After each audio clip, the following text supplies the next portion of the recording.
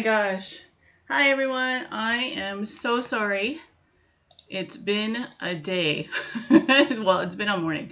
I hope let me know if you can hear me. Um Let me know if you can hear me. Thank you guys for waiting. Those of you who saw my message, thank you. I'm so sorry. I was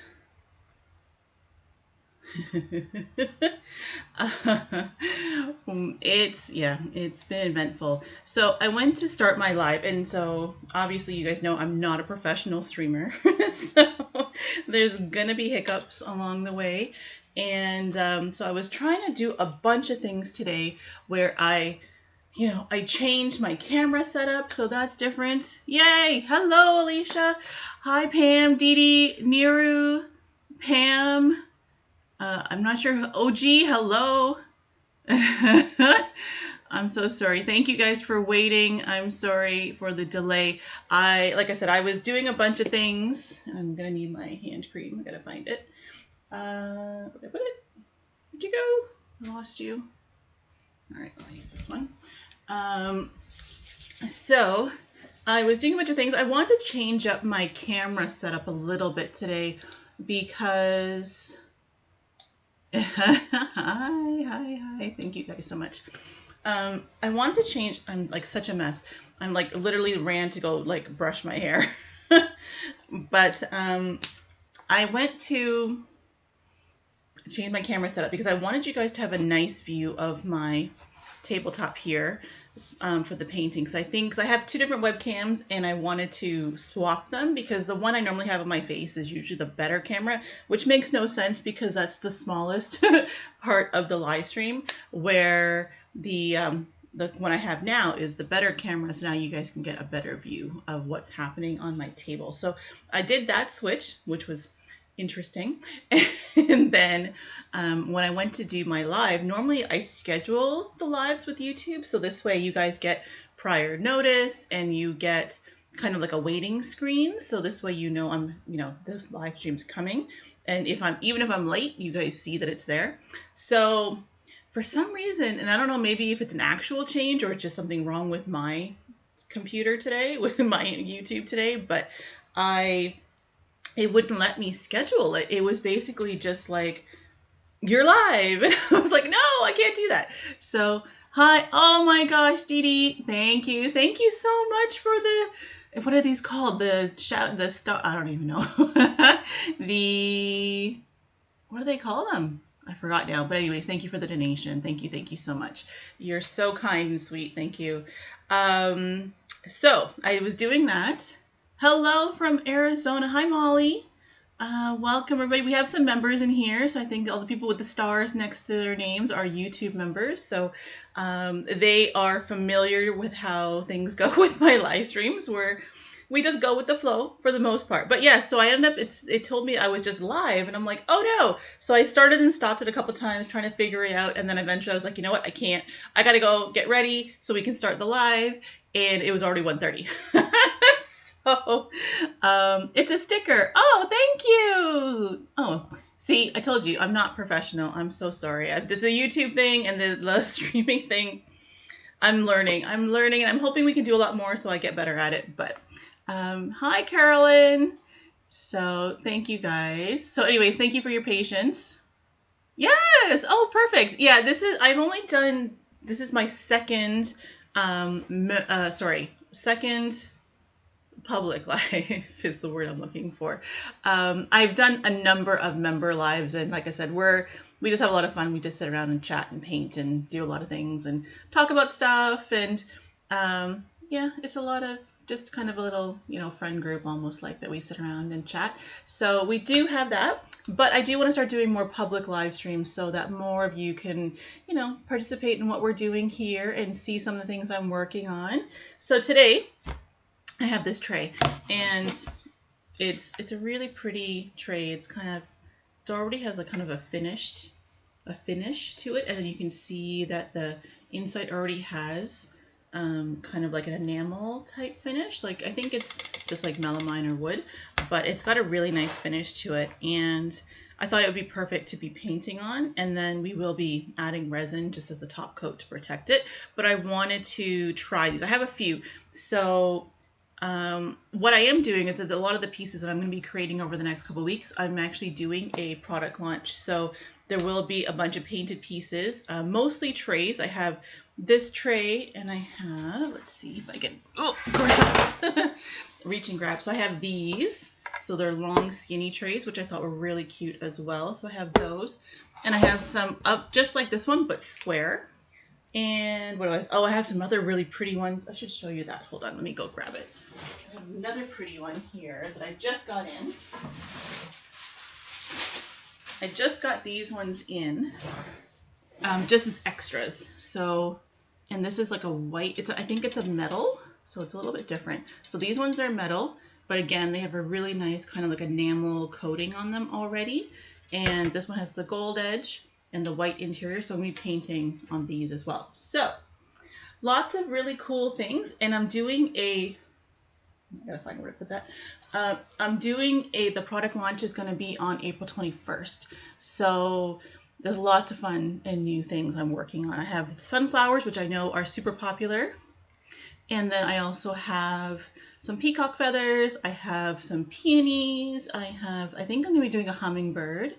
Possibly, and there's a couple of the pieces you might have already seen if you're on Instagram. I do have some canvases I'm doing as well, just small ones.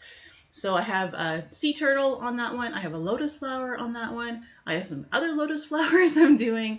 So if you have ideas of things, I have I think it's about 13 or 14 pieces I'm creating. So if you have ideas of things you'd like to see, for sure let me know in the chat, because I have a few that I've started, but I have a lot more to make. So if you have things that you like to see, we can definitely do that. I'm going to be, while we're chatting first, I'm going to be doing a bit of cleanup on this, because I did have some lines kind of on here, some guidelines of my sketch. So I just want to get rid of those before we start painting. But let me know, like I said, if you're new here, let me know and introduce yourself to everybody and let us know, are you a resin artist? Are you just a doing everything artist, or is there specific type of art or crafts that you like to do? We like to share our kind of knowledge and just ideas and things with each other. So, or just share what we're working on sometimes, especially in our member lives. If you send me photos of things that you've created, we'll share them with the group. Pam, I can't tell you how excited I am. It's been, as you know, it's been a while since I've been able to be in my studio because of just family things, other things going on. And I'm so incredibly happy to be finally back here. So I decided to do a spring launch just to, really kind of make sure I have a goal of getting a lot of pieces created, because I feel like I've fallen so far behind. And I do a lot of other things too. I am branching out into some other things myself. But as I was saying, for those of you who are new, if you feel like you want to share what kind of creative things that you do, or if you're just here to watch, that's fine too. We don't mind. We welcome everybody to come hang out. Like I said, we have a lot of fun. We just kind of chat about art and paints and ideas and just, different things, whatever's going on. We kind of like to do a little bit of chatting. So, Alicia, resin artist. Oh, no way. I'm the reason you started. That's really sweet. I can't believe that. I've been doing this for a while, so it's really nice to hear that I was able to inspire some people to start. Let me know if there was something in specific that you saw of mine that made you want to start, because I always find that really interesting too. Because I started off doing just some basic pours, and I really ended up trying to mix a lot of my hand painted art with resin. So that's really where I branched off and ended up where I am now. So I don't do resin as much anymore, but actually a little bit of inside information. I'm going to be coming back to resin, not 100% full time as I was before, but I am going to be doing more of it than I have been in the past year. So if you are looking for some cool resin ideas, definitely stay around because I will be doing that. So Let's see, Carolyn, I'm sorry. Polymer clay, wire wrapping, eco resin, epoxy resin, etc. See, you're an artist just like us.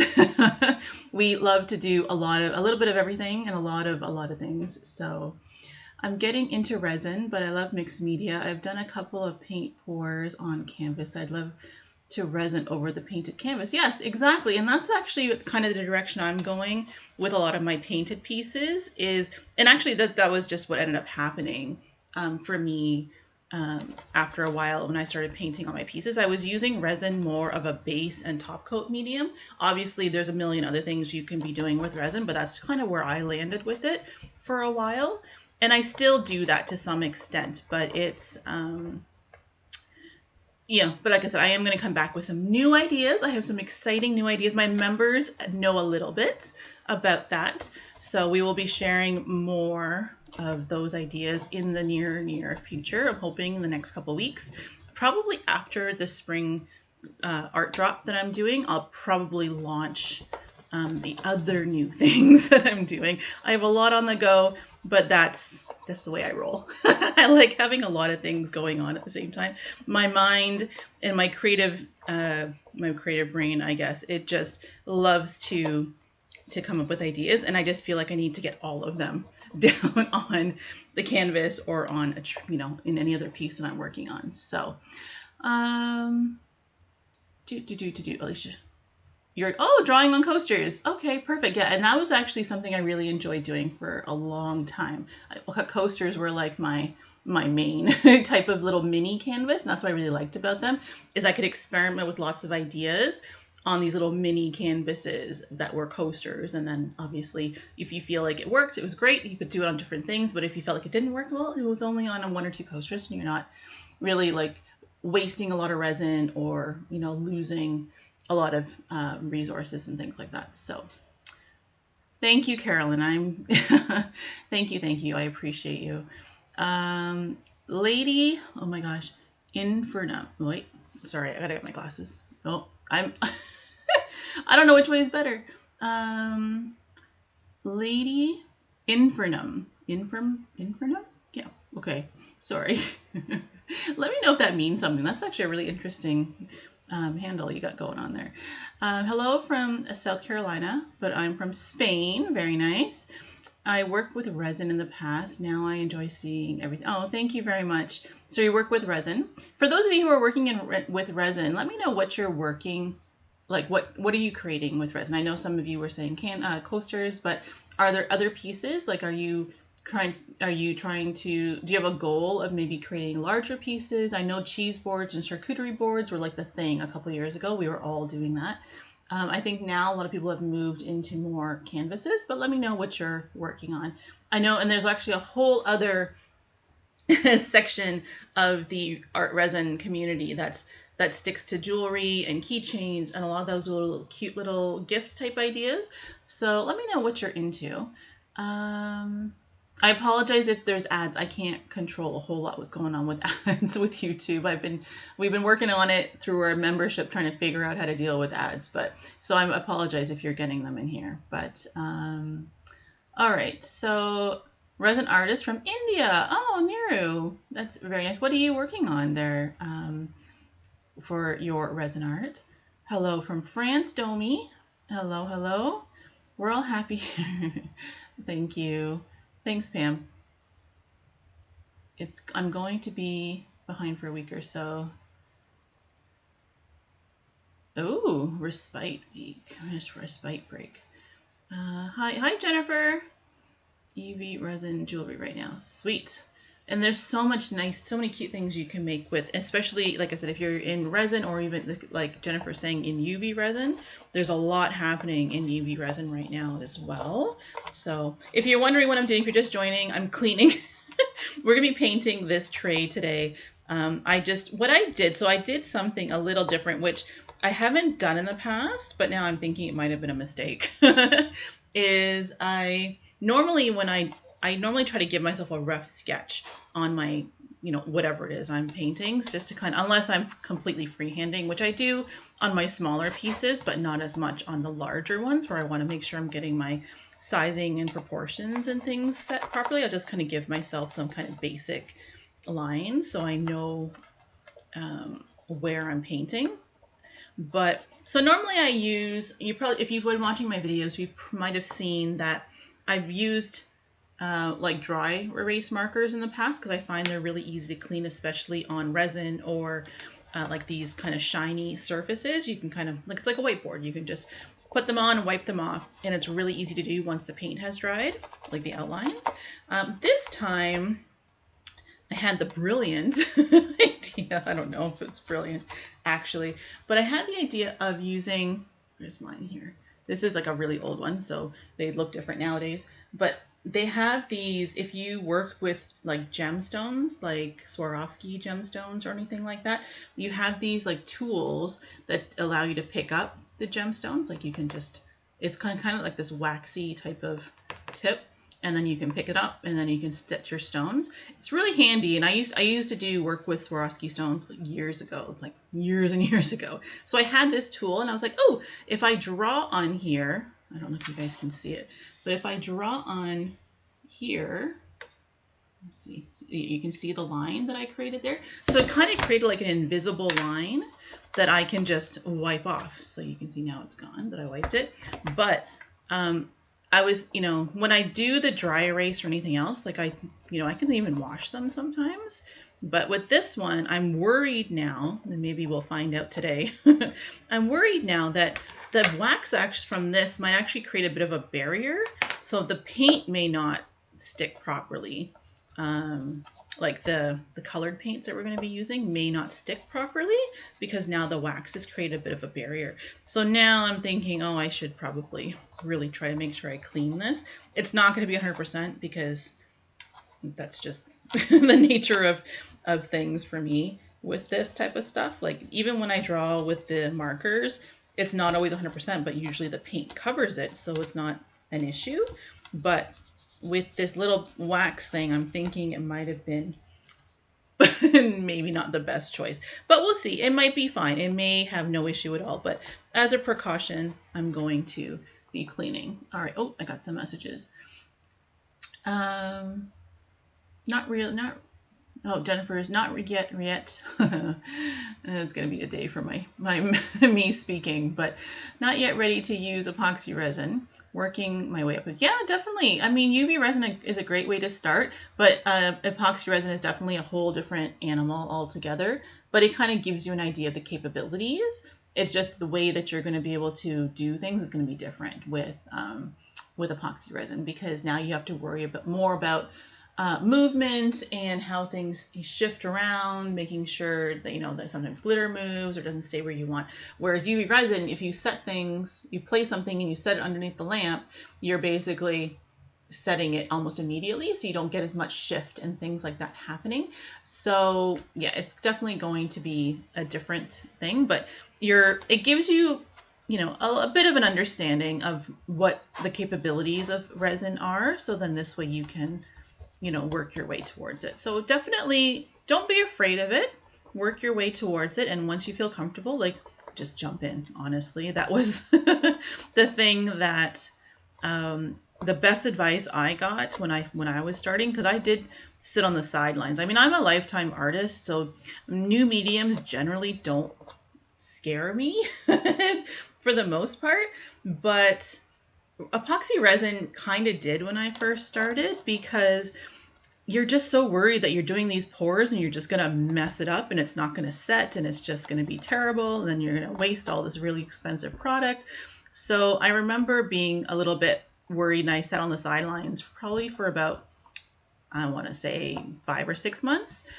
And I was just watching everybody else on Instagram creating things. And I'm like, oh, that's so cool. Oh, that's so cool. But then I was like, oh, I don't know if I can, you know, what if I don't mix it right? What if, I don't know. You just get all these worries in your head. And I was just like, I was the same. And I actually ended up commenting on, I forgot their name now. Well, I don't know. I didn't forget their name. I just want to make sure I get it right, because I always feel like I mix up their name. But their name on Instagram, I think, is the Flat Landry. Flat Flatland Artistry, something like that. I forgot. I'm gonna have to look it up. But I always would get their name wrong. I'm terrible with that kind of stuff. I see words that don't exist, or add words or add letters that don't actually exist in the name. But anyways, I was two ladies, and I think they're a mother and daughter team, and they were doing a lot of pouring of like geodes and things back in the day. And I remember I was watching their stuff, and they just seemed like they were making some really neat things, and I was like, oh, that's so cool. And one of their posts, they said they were asking, you know, how people got started or how they feel about getting started. And I commented on it saying, you know, I love everything you guys do, but I'm so worried to start. And they're like, just jump in, just do it. Like, don't think about it. Just, even if it's something small, just do it. And that's what I did. I ended up buying some. I got some, and I got a small mold, like the little like hearts. I don't think it was hearts, but it was a little tiny mold. And I was like, I'm just going to pour this little tiny thing, and I'm hoping it works. If it works, cool. And yeah, that was it. Once I got there, I was hooked. It worked out. That one poured perfectly. It demolded perfectly. And I was like, okay, that's it. And that's how I started, because I think you just need to kind of get over the little bit of fear that it could fail. And then you'll gain some confidence with it, because it does seem a little daunting when you, sorry, I'm almost done with this.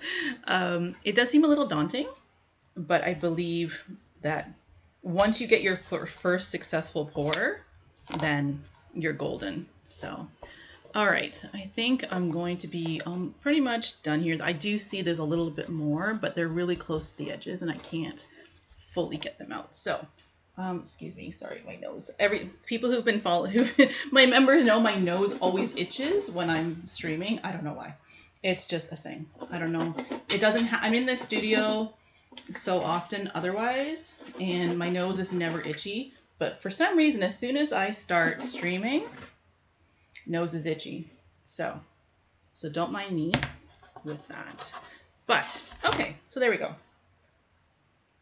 Oh, okay. All right, I gotta catch up on some messages here. So let's see.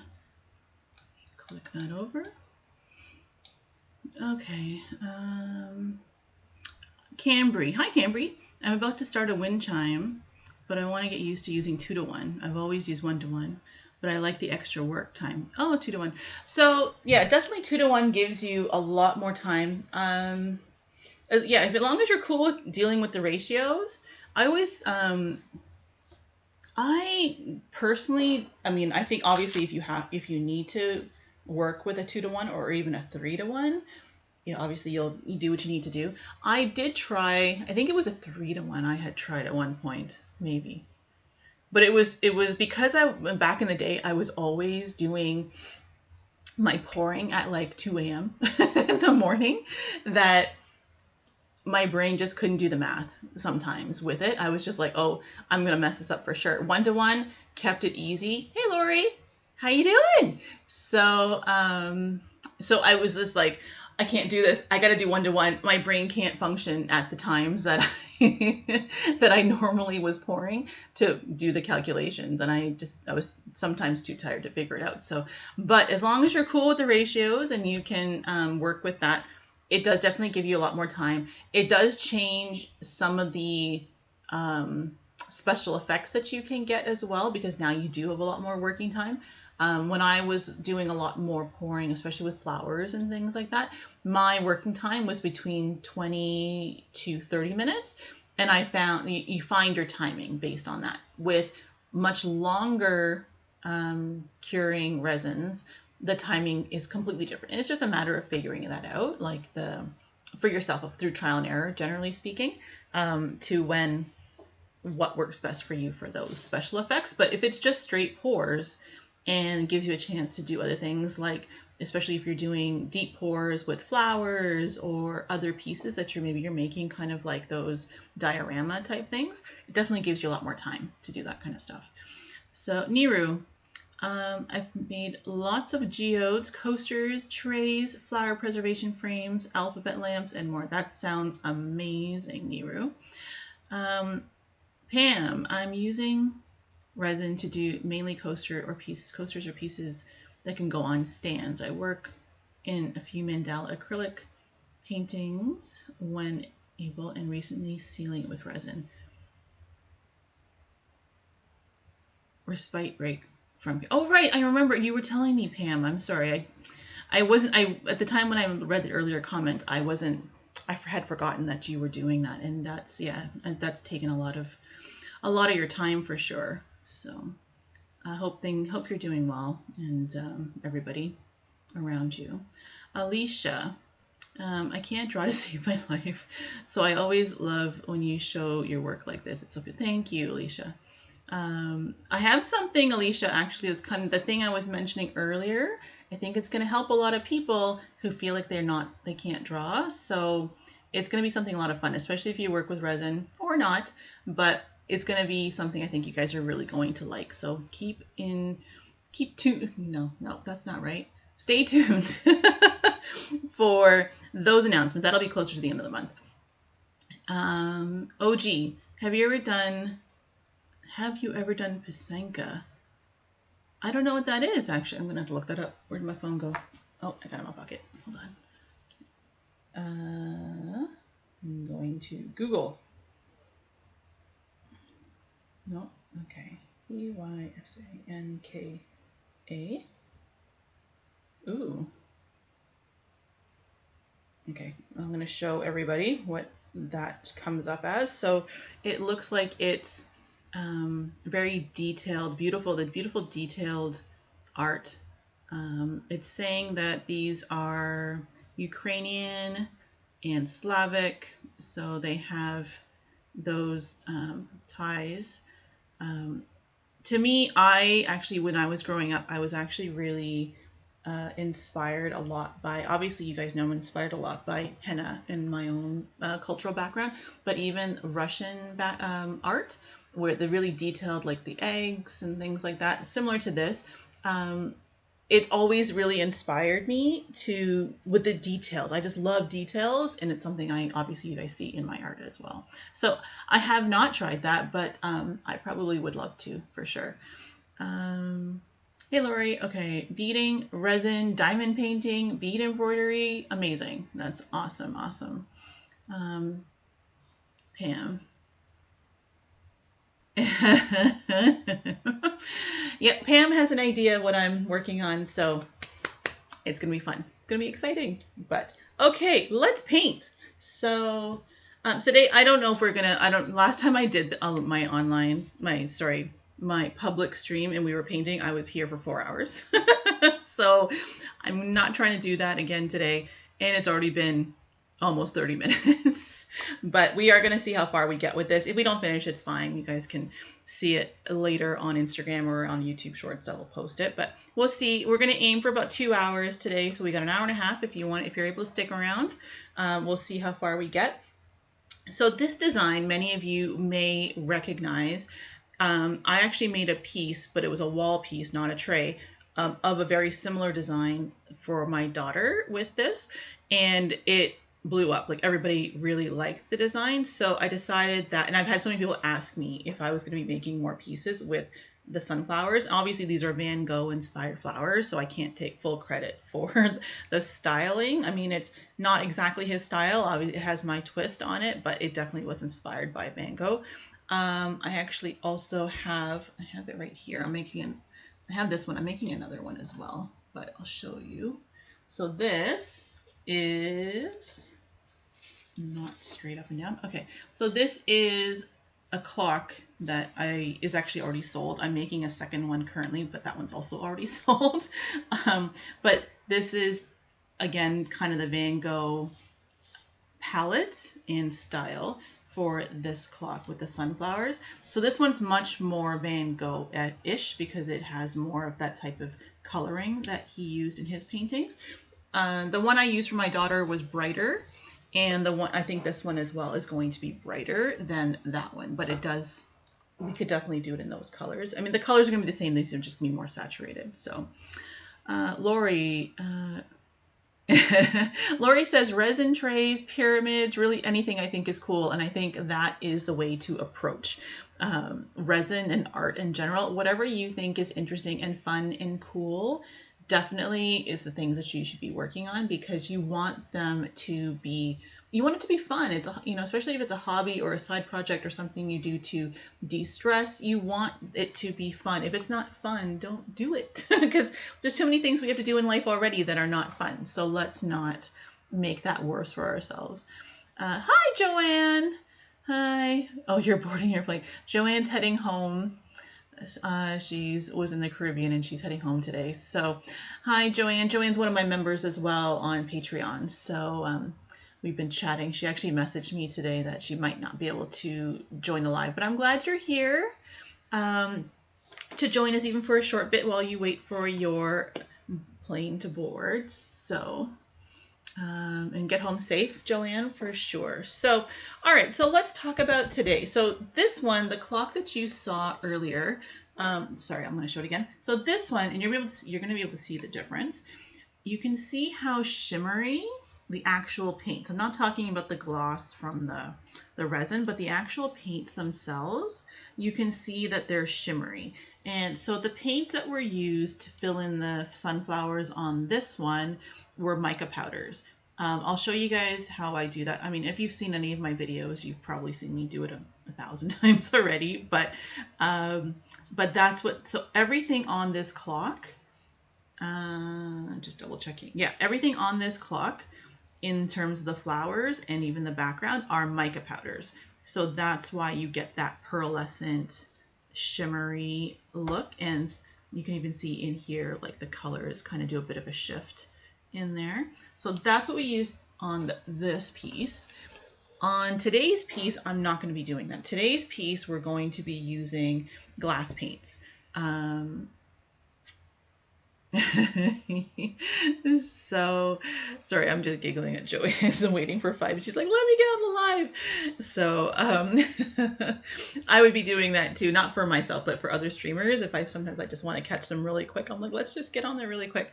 So we're going to be doing similar colors, but we're going to be doing them in, like I said, with the glass paints. And the glass paints that I use is the vitriol Pebeo. So these are meant for the stained glass look. If you've seen, there's a video that I think it's pinned at the top of my YouTube page currently. That is the one where I talk about the sun catchers that I released, that I started making in the fall.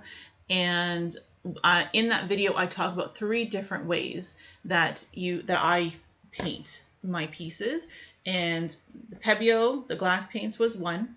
And again, these were more specific to sun catchers, but really this works for anything that I create for the most part, because I like mixing and matching mediums and I like trying different things and just seeing what the effect that I get is. But, no, where'd that sticky thing go? Let's grab that. It's also good for picking up little dust pieces in your art. But, so, no, there's more. Okay, so mica powder was one, and then resin dyes was another, and the glass paints was another.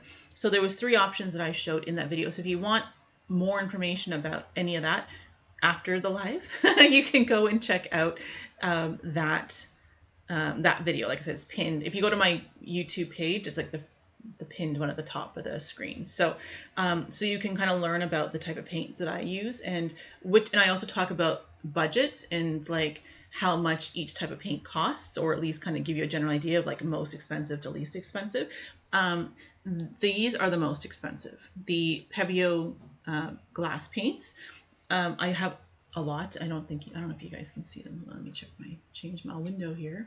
Oh yeah, you can kind of see I have a tray over here. This tray is full because the thing with these paints is you kind of end up wanting to buy all the different colors for them.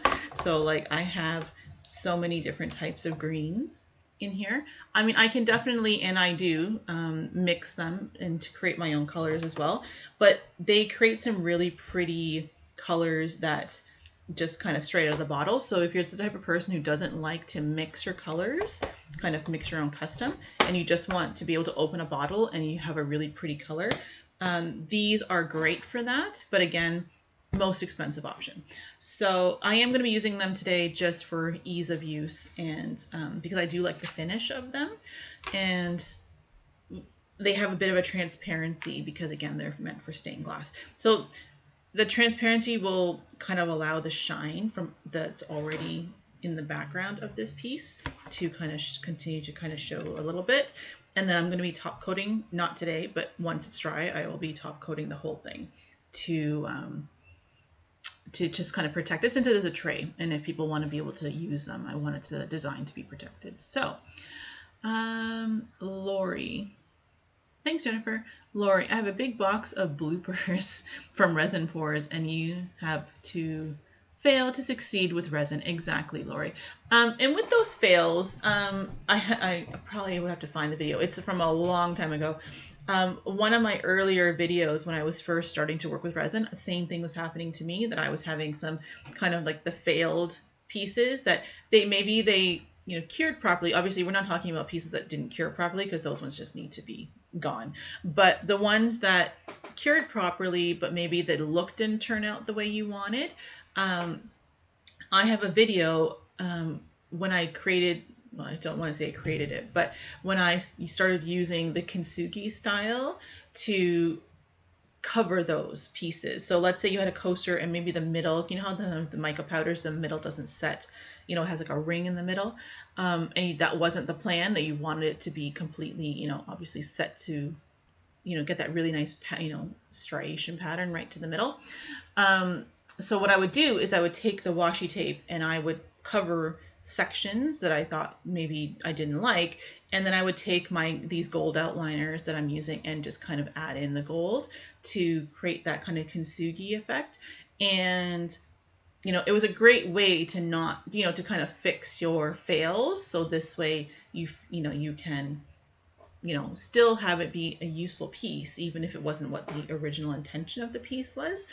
So we did I did quite a few videos where we were kind of talking about ways that, we can paint over coasters. And that actually is where a lot of that started coming from too, is designing onto coasters that maybe weren't fails, but it kind of started to roll the ball rolling towards using resin as a base instead of just the pour is the only thing that you're doing with that coaster. So obviously there are techniques and designs that you want to do when just within the pour, and that's it. But if you are willing to have a pour and then you add designs on top of it separately once it's cured, and then maybe you go back in and you top coat it again, that's kind of where we landed with my channel. A lot of stuff that I was doing was, coaster, pour, and then putting a design on it separately and then top coating it again. So now it gave us flexibility to do a lot more. So that's where I kind of, I guess, fit in when it comes to the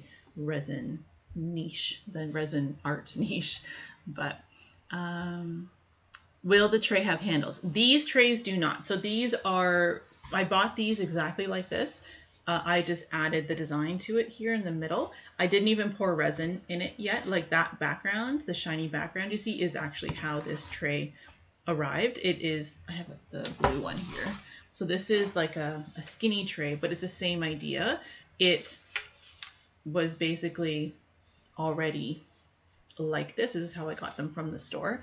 And now I'm just adding designs to them. So they don't have handles. So I think these are meant to be like ottoman trays maybe, or even I made one for a relative of mine when she got married, and she uses it for her coffee bar. She puts like her little coffee things on it. I don't know, just different things. So you can use it, but it doesn't have any handles, no. Obviously, you can do the same thing with ones with handles. The only thing I found with some of the ones with handles that I was finding, not that I was looking this time, but from previous times, is sometimes the handles are like really low. So then it doesn't give you enough room to paint and then put the resin. The resin would actually probably seep through the handle. So it depends. Like if you had handles that were higher up, 100%. But sometimes it's not always the case. So Thank you, Joanne. Thank you, thank you. All right, let's start. So, like I said, we're here to chat and just have fun and relax today. So, if you have questions, feel free to uh, ask them. Like I said, we can talk about resin, we can talk about art, we can talk about any of the things that I've made, any if you want ideas for something that you're working on, or if you've had trouble with something and you want to ask some questions about potentially how to fix things, feel free. Like I said, I'm going to be painting and we're just going to be, hanging out. So, like I said, if you can't stay for the whole thing, that's fine too. Feel free to stay for a bit, chat for a bit. If you got to go, you can go. If you want to come back, come back. We're here. So, I just want to do a quick check. Just sometimes people message me while I'm streaming to say I can't get in the stream. So I just want to make sure I'm covering that because I really just don't, I feel bad when I get finished with this stream and then I have members or people messaging me and who tried to get a hold of me and they're like, I can't get on the stream, and then I don't know what to do because it's already been done.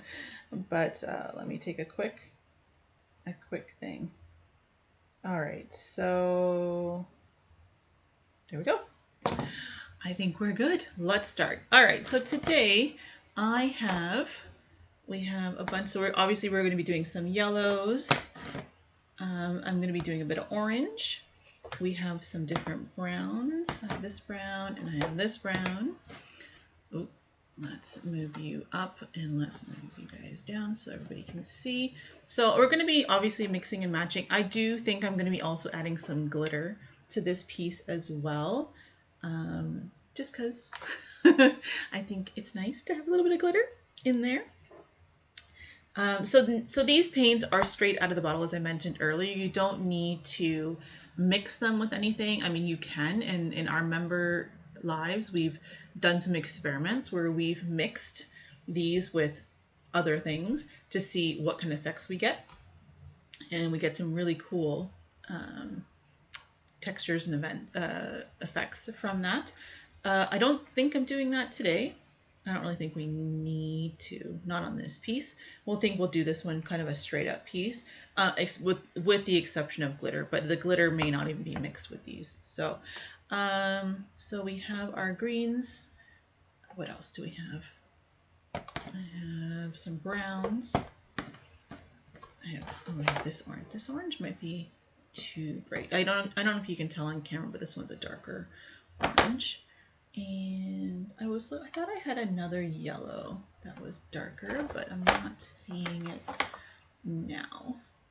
So we'll probably end up mixing these to get ourselves a nicer yellow. So let's start. So the centers, we're probably going to be mixing. This is brown. It's a very, very dark brown, as you can see. I do this to the top of my containers, just in case you're wondering. They don't come like this. They are just white caps, like this one here. They just have the white cap. I like adding the paint to the top because it allows me to see not just the color, but the amount of transparency that color has. So for example, you can see like this one, there's, words and letters and numbers on the top here. So I can see that this is quite transparent so that you can see the numbers and stuff through them. Whereas when you get in some of the darker colors, like this one, you can't, I don't know, you can't tell with this one. Obviously this is a darker color, but there is like black print under here and you can't really see it. And then some of them are just less transparent than others. So for example, this one is a purple, and if you paint it thin, you'll get a transparent look, but if it's a little bit thicker, you actually lose a lot of the transparency. So this painting the tops just gives me an idea of what I'm working with. So like for this one with the brown, I know that it's not going to. Did you, Pam? Good. I think you're going to really enjoy them.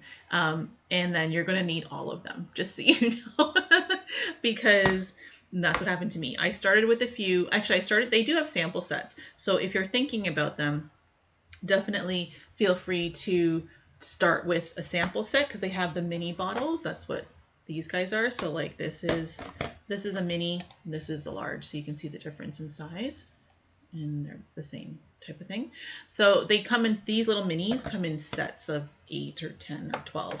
So if you just want to kind of try it in a small set, Michael's has them, and if you get it on a deal, like the 30 or 40% off, it's actually really worth your while.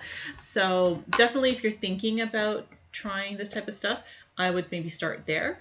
And then if you love it as much as I like it, then you'll want to get every color in the large size.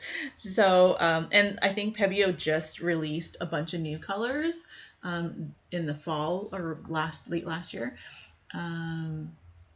So yeah, exactly, Pam. You start with the samples and then you see how you like them. It does, I mean, that does go far. Even the sample bottles, like you can, I've had these for a couple years and there's still paint in them because they last a long time. So, all right. So there's that. Like I said, there is other ways. And like I said, I'll do other live streams where I show other ways that I do things. But again, it's nothing that I haven't covered in other videos, but it's always fun to do things on live. So we're going to do that as well. Okay, so I love that we are doing these and that we have our nice little group. Like I think it's showing, that, at any given time we might have, 25 or so people. And I think that's fun because it gives us a chance to kind of chat. As things may grow bigger, we probably have to adjust. But for now, I like this. This is really fun. Okay, so let's start with some brown. So I'm going to actually do, I think, a little bit of the lighter brown in the center. And you generally don't have to shake these, but I'm gonna anyway. And some of the other Pebeo products actually require you to stir and shake them, or stir or shake them, but the glass paint's not usually. So, but we'll do it anyway, just to be safe. The reason why I don't like shaking them is because that does start to introduce bubbles and things. So can you see that? Yeah, so it's pretty light. Like I said, it's going to be see-through and it's pretty light. And it's going to allow us to have some contrast from some of the other things. Just going to pull something up really quick. I want to verify something. But,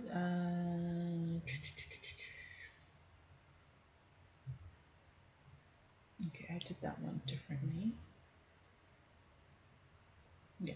So this one's a little bit different than the one I did for my daughter. So I just want to check the colors I did on that one, and it is a little bit different. I did some lighter colors in the middle here, and then darker colors around the edge. So let's do that. We'll do maybe this one.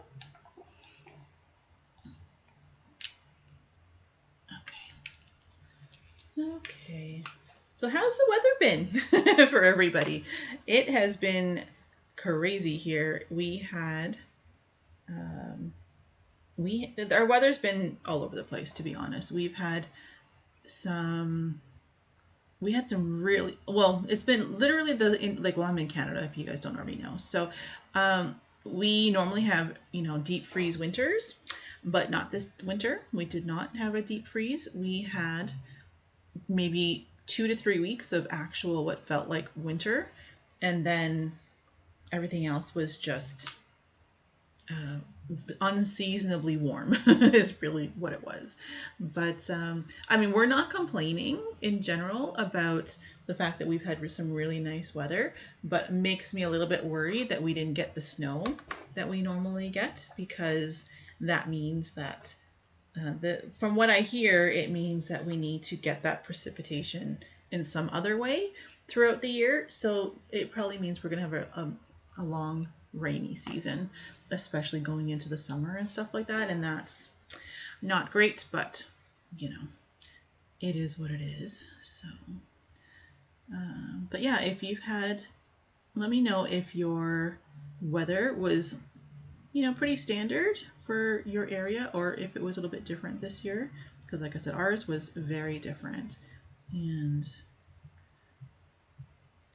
Like I said, I'm not a huge winter person, so it didn't bother me. But like I said, I am a summer person. So if it's going to affect my summer, I'm not entirely happy about that. So let's do some dark here, and I'm going to mix some of this just to give us some variation on some of the colors. I don't know if it's going to be able to be that noticeable, but it will hopefully add a bit of variation to our sunflowers.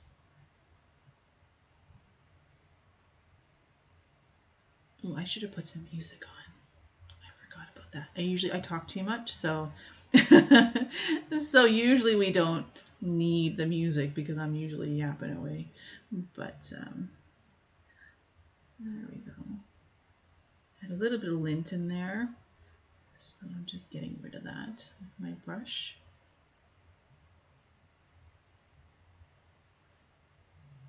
I still have it, I think, stuck.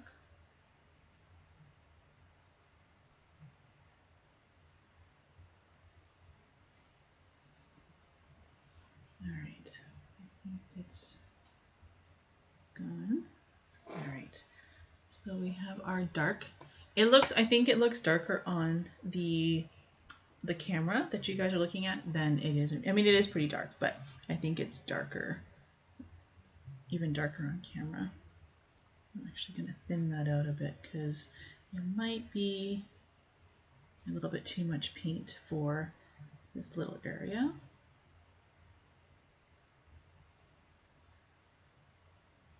But like I said, if you guys have questions about this or pretty much anything art related to anything that you know that I might know a little bit about, feel free to ask so that we can, get to know each other a little better and help each other out. So sunny and 70s, 80s lately and quite windy. Yeah, and so Pam, yeah, so we're just getting through kind of a cold, like it was warm and then it got cold, and then it got warm and then it got cold. It was like super unseasonably warm a few weeks ago, and then it kind of dropped again and got cold. This week coming up, it's starting today. It's starting to get to what it should be. Like it's getting into that normal seasonably warm temperature, which I'm looking forward to. So Texas actually has had some crazy weather where you are, especially in the winters lately.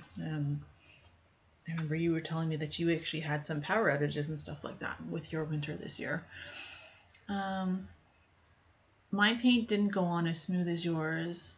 Like there were lighter spots, lots of rain in PA.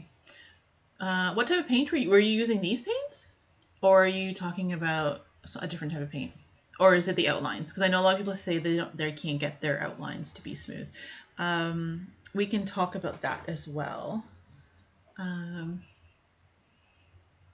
How long does it take for the paint? So these glass paints, I like to leave them overnight, at least, or 24 hours, I guess, is the better timing. They do kind of get dry within 6 or 8 hours, but it's weird. It's like this paint, it has, like, if you actually try to touch it when it's only been like 6 hours or 8 hours, it's dry, but it has a little bit of like a tacky texture to it. So you could almost like leave a fingerprint in the paint. Whereas if you leave for 24 hours, then you can like touch it and it feels super smooth. Like it feels, completely cured. Because this is a bit of this paint is not water-based paint, it's a solvent-based paint. So it is different in how it's drying. So it does take a little bit of a longer time. Like I said, to dry, like if you're worried about dry enough to like move it, maybe from your table to somewhere else, within a few hours, you can definitely pick it up, move it, do what you got to do. It's not going to move, but it hasn't completely like set and cured yet. It needs but that 24 hours to fully like kind of cure or dry. How thick do you lay the paint on? This paint, I try not to do it too thick. I know it's difficult for you guys to see. I don't know if I can show you. So you can kind of see maybe like it's not really that thick. Like the outlines are much higher than the paint. Like I'm not really building up the paint. I'm just literally trying to cover the surface and maybe a little bit extra so that you don't get those kind of dried out or white areas where it kind of the paint separates. You want it to have enough in there that it's pooling so that it fills in any gaps, but obviously not enough to overflow, I guess, if that makes sense. So there's kind of like a sweet spot in there, but it shouldn't be too difficult to find. Like you just want to make sure you're covering everything, and then you're covering everything but not having it too overfilled. And like I said, I also gauge in this case, because I know this paint should be somewhat transparent, that if it's too thick, I mean, it'll still be transparent, but maybe if it's not, I don't want it to be that dark, I want it to be a bit lighter, I will do a little bit less so that I get that lightness in the color.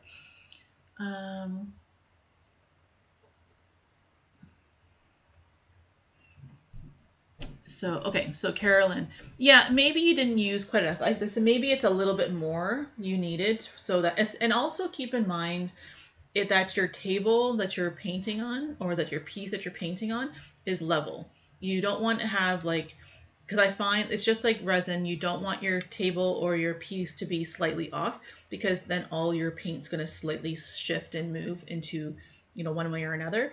And that can cause gaps too, if there's like high and low spots. So that might be something to consider as well. My hair is just not doing its thing today. It's just whatever. Lori, was hoping to see you add glitter and how best. Okay, we'll be definitely adding glitter. Used your paints? Oh, used my paints. The same ones I'm using? Yeah. Well, for the most part, any of the paints you're using, if you're using these, the mixtures with mica, the mixtures with the resin, any of those, it's kind of the same rule. I try not to overfill, and I try not to do it too thin either, because I want it to have like a nice even finish when it dries. So hopefully that makes sense.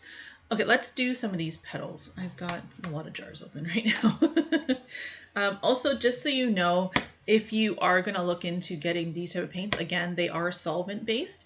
So they don't have a very strong smell. But if you are sensitive to smells like I am, it may be something that you will notice over time, that you're starting to kind of get that smell, and it may start bothering you a little bit. So you make sure you're in like a large room with a lot of ventilation. You don't necessarily need, it's not like resin where you need to have like an exhaust fan that's just like whipping all the air out, but you want it to be, you don't want to be in a small room where the smell of the paints are kind of concentrating.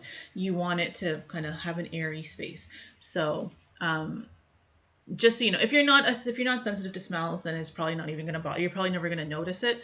Like, so I have after my third child, I got superpowers in my nose, so I can smell everything.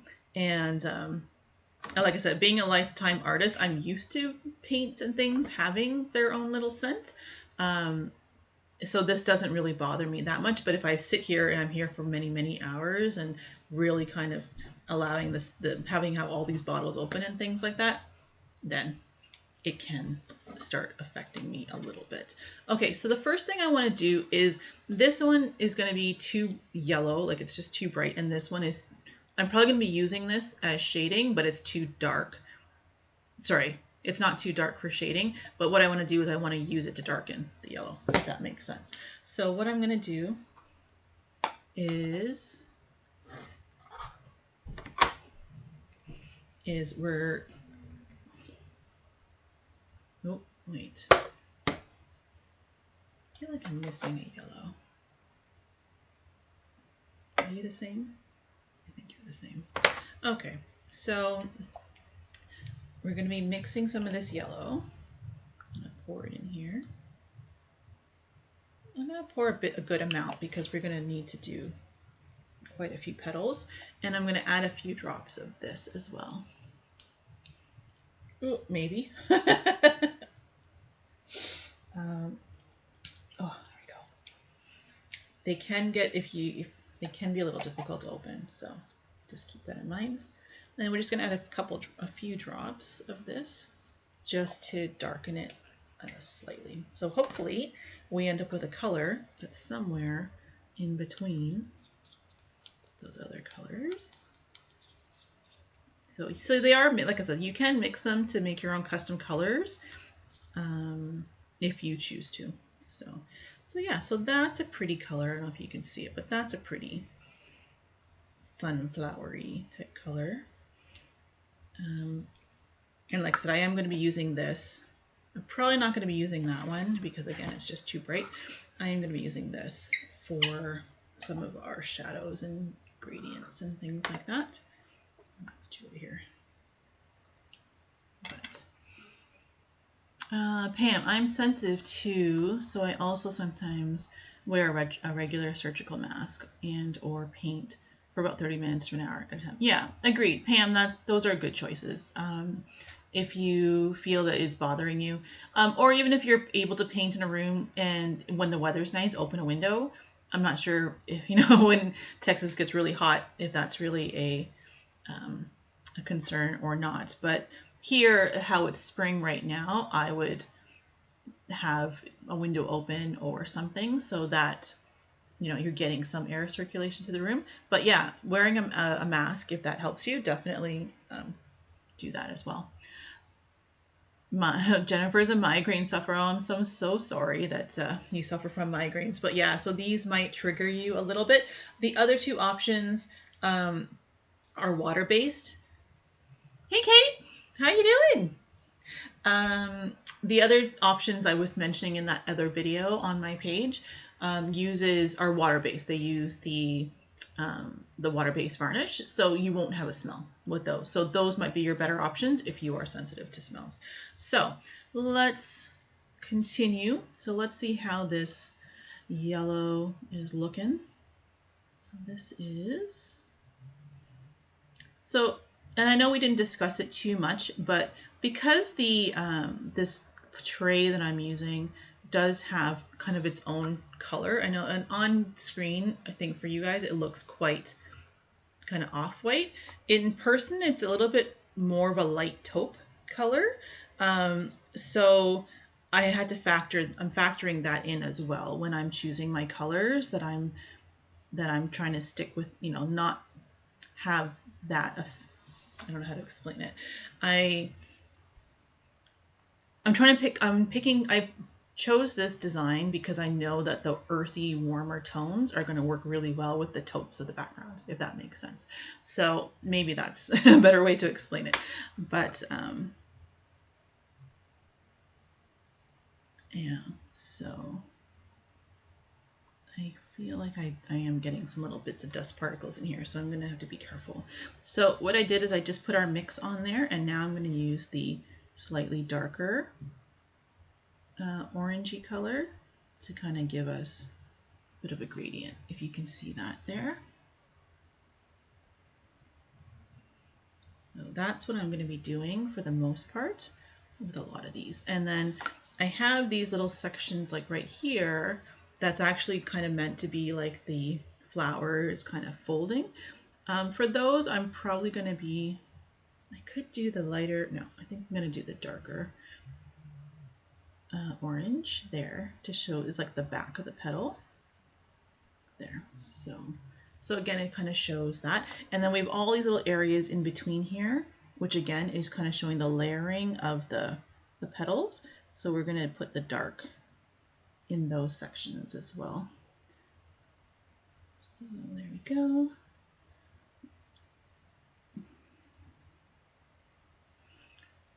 All right. Hi, Kate. Pam, yes, I open a window. Yes, when the weather permits. Yeah, I think some fresh air always helps kind of, you know, circulate the room. So, hi, everyone. Hi, Janine. I'm a bit late, sorry. I'm new to the channel. I heard about you from another creator. Oh, I'm hooked. Oh, thank you. Thank you, Janine. Welcome. Welcome to the stream. This is my second public stream. As I mentioned before, I do have membership with YouTube. I have gosh, my it was a bad day to stream. My mouth is just not wanting to cooperate. My brain and my mouth are not friends right now, I guess. But yeah, I have members on YouTube and on Patreon, and I normally do member lives at least once or twice a month. We try to do member lives, and so that's most of the time what I'm doing when I'm live streaming is I do that for the members. But we want to start doing more with, for public live streams. So that's something that I'm working on to get more time to do that. Many of you know, I have 3 kids. I'm married. I have 3 kids and 2 puppies. All of my kids are under the age of 18. So it's a busy house. And art is not my full-time gig. I mean, at least not this art is not my full-time gig. I am a graphic designer by profession, and I have my own business with my husband. And so that keeps us busy. So that's kind of like my daytime job. And then when I have time, I'm doing the nighttime gig here. And for the first, I've been doing resin art. Like I said, lifetime artist, but I've been doing resin art for about 4.5 years now. And really, it was something I was just doing after the kids went to bed. Everybody went to bed, and I was basically working from like 10 p.m. till 3 a.m. on my art. So that's actually for the last 3 years. That's how I was kind of working and creating things and building my channels, Instagram and YouTube, and all the things that I've been working on. YouTube, I've only been doing for about 2 years now, but that's kind of how I was building up, was by not sleeping for a long time.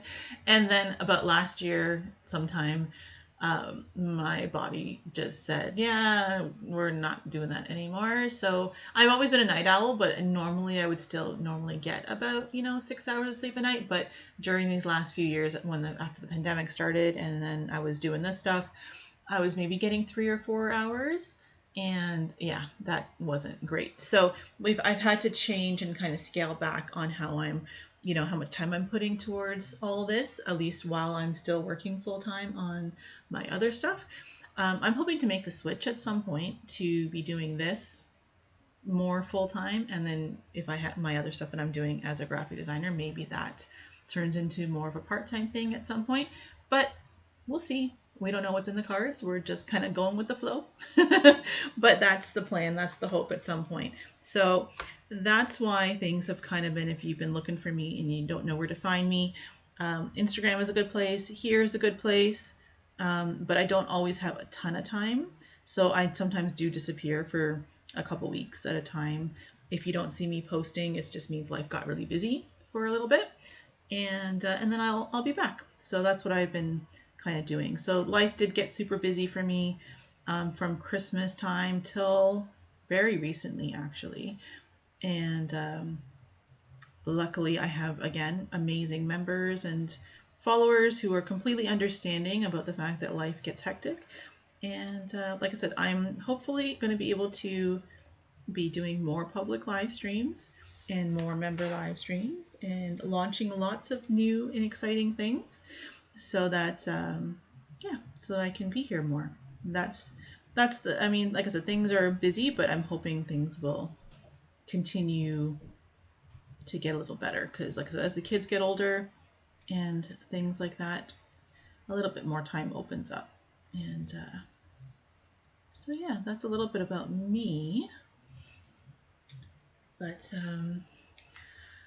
yeah, so we're just going ahead, and like I said, I'm trying to get a lot of gradients happening. I don't know if you guys can see that there in the flowers. Like I like having a lot of the shading, and it's only 2 colors, right? Like you can see, like this is the one that we mixed to make a color, and then this is the kind of a medium orange color, and it's doing some really pretty things here. So I'm really happy with that. But like I said, feel free. This is, we're just here to chat and learn and find out more about each other. And if anybody has interesting experiences or tips that they want to, maybe an interesting experience with resin, or maybe there was an issue with something that they tried and they want help from the community or from me, feel free to ask in the chat, because we learn a lot when we talk to each other and ask questions. So feel free to do that.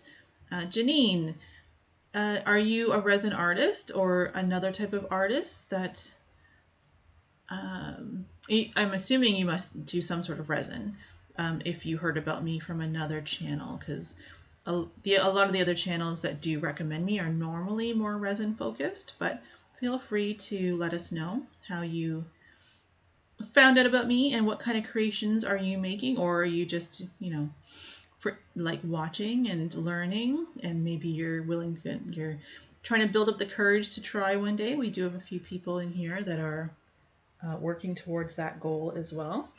So, all right, so let's continue. So I'm going to try to go a little faster so that we actually see some progress. But like I said, feel free to type in the chat. Or like I said, if you have questions, something you want me to chat about, feel free to add that as well, because as you can see, I don't mind chatting. So, but yeah. But I really like the finish of this. Honestly, like if this wasn't a tray, if this was on a canvas with these paints, and like I said, if you watched my Suncatcher videos, you'll know that I don't, like these paints are not necessarily required for that. Sorry, they don't really require a top coat is what I'm trying to say. So they, Pebeo made these paints so that they would be standalone. They're weatherproof for the most part on their own, because they are meant to have that sunflower, the stained glass type of look. So you don't, it doesn't require a top coat. I'm only going to be top coating this particular piece because it's in a tray. And so we do want to protect it with from, you know, cups or anything that's going to be put on it. But if this was on a canvas, I probably would not top coat it, because I don't, the finish that we're going to see when this is completely done is just so pretty. And I really like the three-dimensional textures and be able to, you know, run your hand on it and feel all the bumps of the paints. I love that. So, I mean, we all love the sleek glass resin finish on things, but I also really love the texture of these type of paints as well. So if it's needed, I think we add the resin top coats, but if it's not needed, I don't think we need to. So Janine, I do lots of crafts, but find resin fascinating. I agree. I'm a bit intimidated by it, so trying to learn before I jump in. Absolutely. And we were talking about this a little bit earlier in the stream as well, that I think many of us started out, including myself, watching and learning because we did feel a little bit intimidated by it. Again, it seems like a medium that, you know, if you don't do it perfectly right, then it's going to fail. And there is some learning curve in general, but if you're just wanting to learn, you know, if you just want to kind of jump in just to start feeling comfortable with resin itself, I would say just do some basic pours. So for example, like the little hearts, like the pocket hugs, those little tiny little heart charms, they come on like the mold is like a nine section. So it's about this big, and it has 9 little cavities for hearts to go in, or for the resin to be poured in to make the hearts.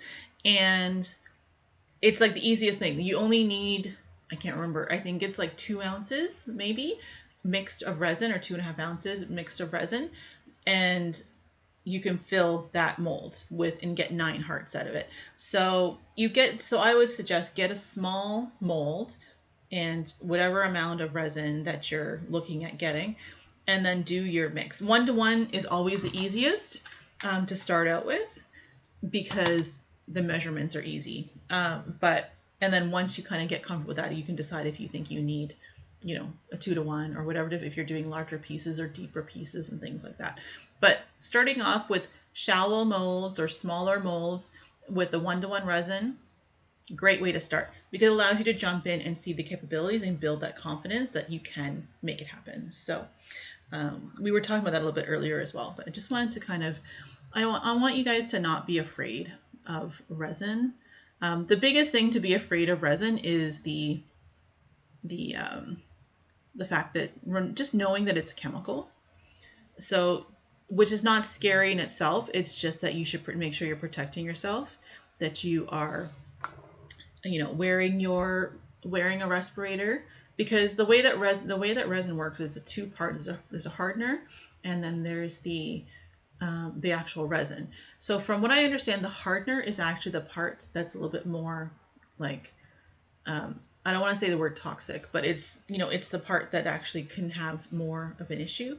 The resin part supposedly is more natural, but the combination, when you combine them, you're creating a chemical reaction. So the chemical reaction is what you are worried about, and that's what causes any type of invisible fumes and things like that. So it's best, in my opinion, to wear your respiratory mask, work in a room that's very well ventilated. I have a full industrial, like this is a pretty large room, but I have a full industrial fan in this room. So when I am pouring resin, it's sucking out all the air out of the room to just really get rid of that. Because my studio is in my basement, so I don't really want this in my house to be circulating in the indoors where my kids are. So wear your gloves, your protective gloves, and goggles. I mean, like for me, I don't think I've shown it in a long time, but I actually wear a full respirator and like face shield goggle type thing. Like it's a full mask that I wear, and it's like an astronaut mask. Like it's got the full kind of clear protective mask type thing that works as goggles, but it's covering your whole face, and then it has the respirator across the front too. So literally, I'm putting on a full thing when I'm pouring. If you're pouring outside, then that's a little bit different. But for the most part, I think most of us are pouring indoors because resin likes to be temperature controlled. You don't really want to have the fluctuations of outside in your resin. So, while your resin is trying to cure. So that's something to consider. Like I said, I know there's a lot of people out there who don't use it and they say they don't need it. And that's fine if that's your opinion and that's what you want to do. But then there's a lot of people who've done that and then found at some point that they started having reactions. So for me, it's a better safe than sorry situation. But, you can choose what you think is best. So there we go. Oh, I really like how the coloring is turning out on this. Again, the undertone of the taupe is really working well with the sunflower, I think, here. So, oh, thank you, Lady Infernum. Infernum. Is that your name, or is that like, I don't know. I like words. It's one of my things my kids will tell you. So, so if I hear a word that I don't know or I don't recognize, I'm always interested in learning what it is. Infernus, infernum, magic, lower under, lower regions, infernal. Okay, I got it. So if you want to know what that means, you guys can also look it up. It's a nickname. My name is Lulu. Hi, Lulu. Welcome. I'm so happy to have you here and to be for joining us. Ooh. Okay. So those of you who are working with resin, maybe in the chat, let us know how long you've been working with resin. And if you do have any tips for anybody who's new, who's kind of, starting out or thinking about starting out, feel free to share them in the chat. I'd love to see some tips from you guys, because I think there's so much that we learn as we are working with resin and we don't really think about it. Hello, hello. Yes, that's what I learned, Lady Infernum. I did learn that. So That's what when I looked it up, that's what I was like, oh, okay. Which I think is really cool, but I don't know if YouTube's gonna like it. If, like, for me saying it. But I'm sorry, I'm so terrible at pronouncing names. Mubashra Jamil. Hello, welcome, welcome. Lori, I'm in Minnesota. We had the same, hardly any snow and mid temps. Now it's raining. Yeah, that's what we're having. I feel like we're going to get a lot of rain because we didn't get the snow that we were supposed to get. And so that makes me sad. I mean, I don't mind warm rain, I can handle, like spring rain, summer rain. I mean, it's fine. I mean, I would love to have some really nice hot days, but you know what? If it's warm rain, I can handle. Cold rain, I'm not a huge fan. I think I always I tell my kids the worst weather is cold rain because there's just, I mean, if it's winter and it's cold and it's snowy but it's sunny, you can dress for that and you can be comfortable. And warm rain, you're just, it's fine. It's like you're not feeling uncomfortable. You're just getting a little bit wet from the rain. But cold rain, oh my God, I feel like you're wet and you're cold, and the combination, it just makes you colder, and then you feel it in your bones that you're just like, ugh, everything's just, yeah, no, it's not my favorite weather for sure. So,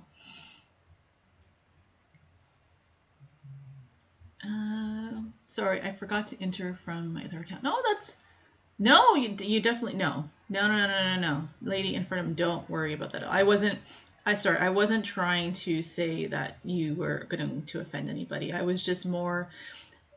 I hear, and again, I'm not, on YouTube professionally as a as a live streamer, but I've heard that if the person doing the video, like how I'm currently doing the video, the live stream, says things, then YouTube may not like it. I don't think it's the same for, you know, what you say in the chat necessarily. I think it's more, I could be wrong, but I think it's more of what I do, not what you're doing. So I wouldn't worry about that. And I think we're all adults here. I think we're fine. So we can handle it. Yeah, but forgot what I was saying now. But the cold rain, worst weather. That's all I have to say about that. But I think this was another petal, so I'm gonna add that one back in here.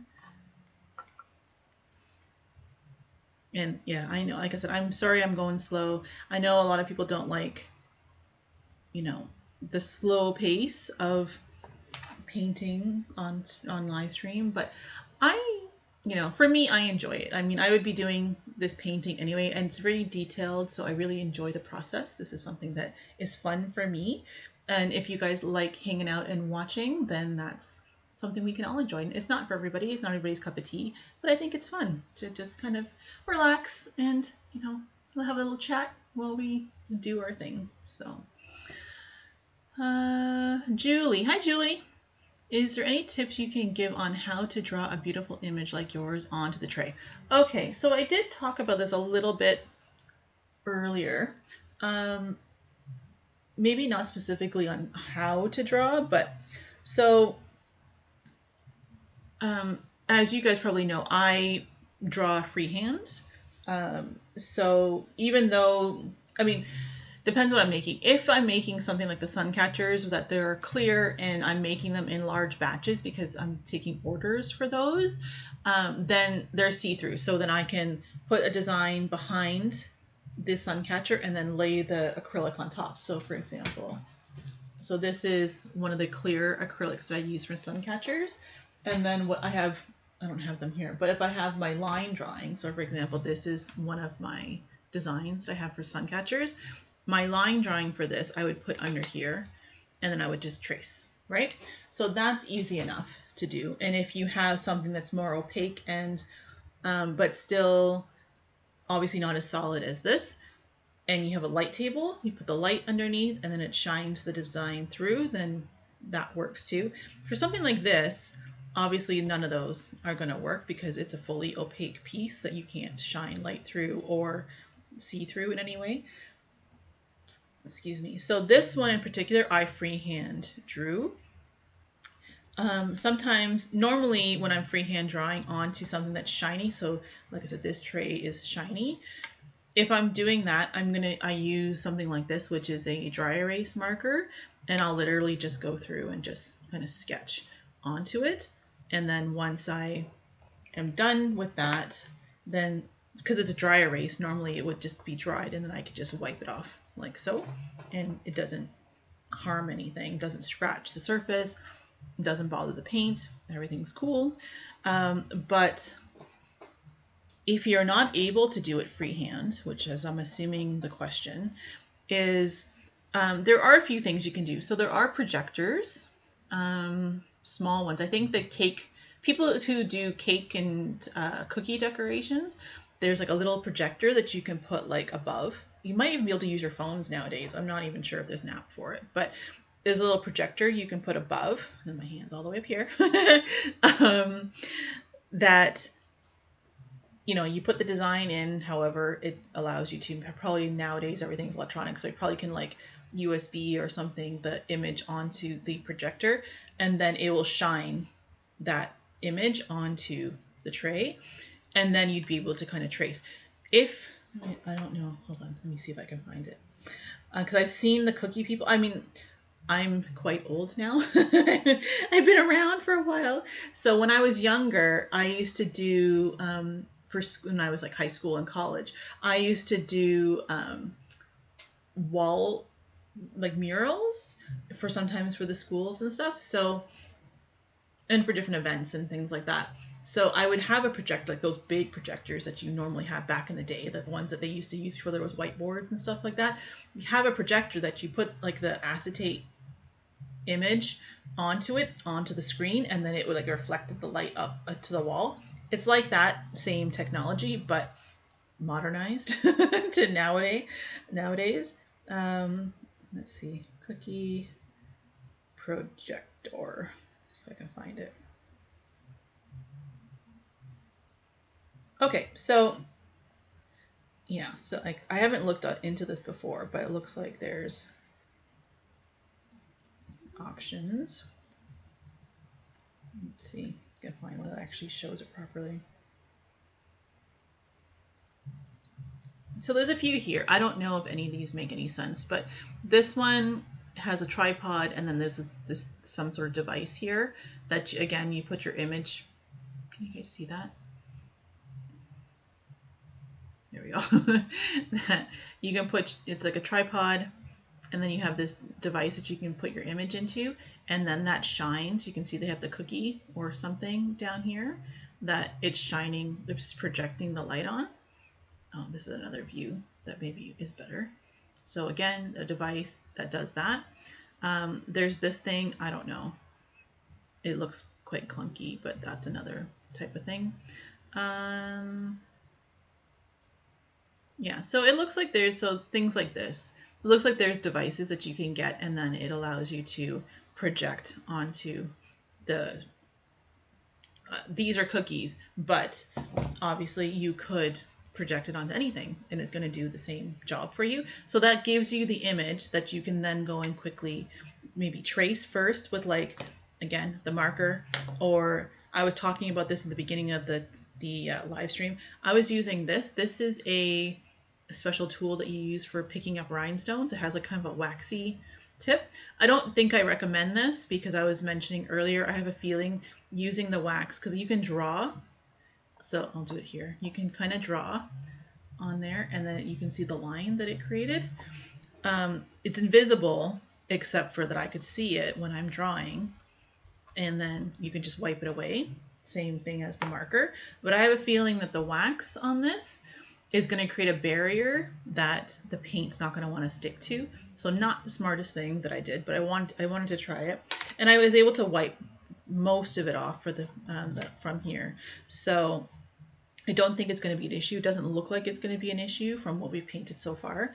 I got most of it off, but some of the edges, there were still some of the wax on there. So don't necessarily recommend that. But like I said, if you have a, some type of dry erase marker, maybe even a wet erase marker, because then you could just wash it afterwards.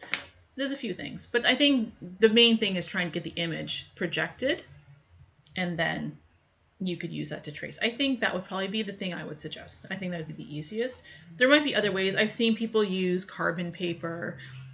I mean, again, these are all kind of old school suggestions, but I think there are options. It's just whatever you feel more comfortable. I feel like the projector might be the way to go on it. So, all right, so let's continue. Hopefully that helps.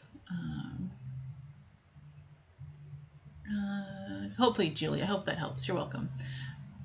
Is it? Oh, you find it? I'm glad you find it relaxing, Lulu, because I find it relaxing.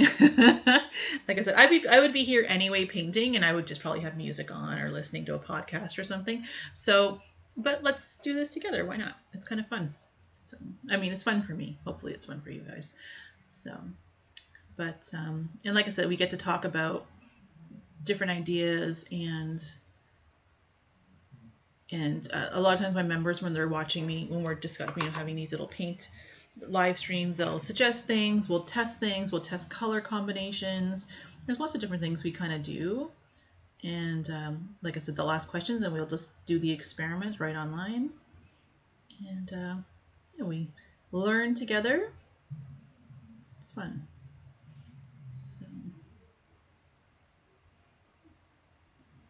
So as you can see, I don't know if you can see, but I'm really not putting that much paint onto each of these petals. Like, we're keeping it quite... hi, Sandy. Hi, how are you? Welcome, welcome. Welcome to the stream. So...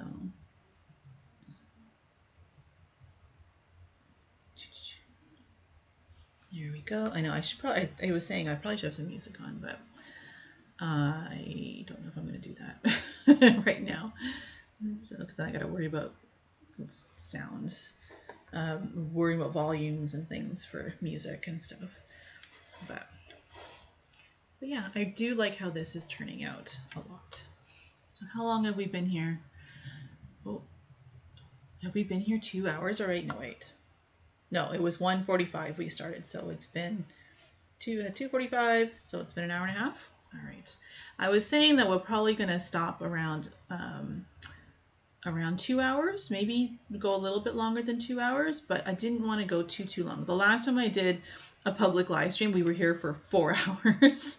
And I mean, we were really trying to finish the piece that I was working on that day, but I don't think we're gonna worry about that this time. What I will do, I'll finish this one flower, and then just so that you guys can kind of see at least maybe the flower and a couple leaves, the couple leaves that are around the flower. I'll leave this one for later. And then maybe we'll talk about how I'm going to fill in the background, because we did have some people looking at wanting to know how I did the glitter. So we'll do that before we end the live stream. So this way we cover a little bit of everything that's going to be happening with this piece. And then this way, you know, I can just post what the final thing looked like, because it's going to be a lot of the same, because it is basically just 2 sunflowers. A lot of what's happening here is going to be the same, except for the leaves in the background, which we can do. So, and as I was mentioning earlier, I don't know if everybody heard me, but, or if maybe you logged in later, but so I am doing a kind of an art product launch. I don't know what to call it. Art product drop? I don't even know. But anyways, it's just basically an art drop of a bunch of pieces. I think there's going to be about 15 or more pieces. A lot of them are trays like these, where I'm painting the designs on them, and then I'm going to cover it with resin so that it's a usable, functional tray. I have a few different sizes and styles. So I have round, I have skinny rectangular ones, I have some squares, I have some other ones I was showing, the white with the gold rims. I have a bunch of different ones that I'm making, all different designs. This is a sunflower one. I'm going to have peonies and peacock feathers, and I think I'm going to do a hummingbird maybe. There's going to be, what else did I was thinking? Oh, there's going to be probably a cactus succulent type one. There's a bunch. So if there's ideas that you guys have that you want me to try, or to designs that you haven't seen me make yet that you'd like to see on a tray, feel free to suggest, because like I said, I'm creating a whole bunch. There's going to be some mini canvases as well. So there'll be a bunch of different things. On April 21st is going to be that launch, but I am going to be posting as we go along on Instagram and on shorts here, so you can kind of see the pieces as they're getting completed. But so if you know anyone, or if you yourself are looking for a tray or some wall art or a gift for somebody else, you know, weddings are coming up this year. I don't know, Mother's Day is coming up. If you like something and you want someone to buy it for you, feel free to check that out. Like I said, just follow along. April 21st is the day that everything is going to be added to my website so that you guys can, you know, purchase it if you like it. But yeah, so, and then after that launch, sorry, drop, after that drop, art drop for, I'm calling it my spring art drop. I think that's what we ended up calling it. After that, oh, that's the wrong color I'm trying to do here. Just blend it all up. Okay. Sorry, there was something I was seeing that I want to cover up. But after that, then there's going to be a new product that my members, the ones who follow, who were in my last stream, have already seen a sneak peek of. There's some new products I'm going to be launching that are going to help you guys, especially the ones who feel like you're not overly artistic and that you want, you know, you want to add some artistic elements to your pieces.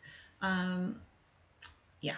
I don't know how much I should say, but there's some really fun, interesting, cool things that are going to make, that you can use in resin or not, you can choose, but it's going to, I think a lot of you are going to like it. At least I hope so. So stay tuned for that. That's going to be closer to the end of the month, after the art product launch, drop, whatever we're calling it, the spring drop. So, but anyways, so yeah, that's coming. So like I said, if you know anybody who might be interested, definitely let them know. If you go to my website, it's liadiadesigns.com. You can sign up for emails. So if you want to know when, you know, more about that art release as well, then you can look up that too. You can sign up there. It's free, and you'll get an email basically telling you more about that when I set up the email for that, when I send out the information, which will probably be next week, because I want to get a few pieces completed, and then I can include those to say, here's a sampling of what's going to be part of the spring art drop. And then, like I said, you guys can see them all. So hopefully you guys are excited about it, because I am. It's been a while since I've done a whole batch of pieces and had them all drop at the same time. So it should be exciting. Oh, thanks, Louise. Yes.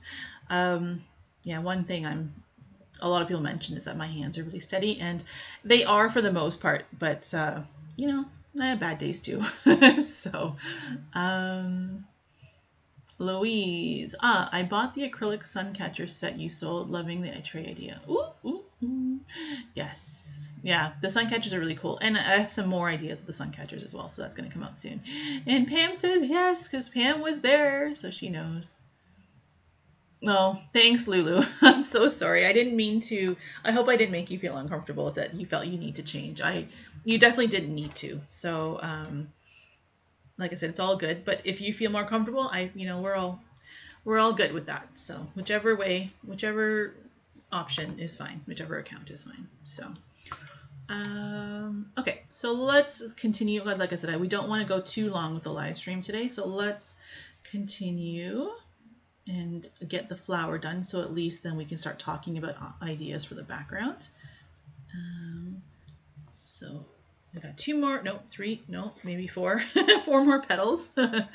And then we can move on to the leaves, and then we'll move on to the background. So let's, as my kids would say, let's speed run this. But yeah, so there we go.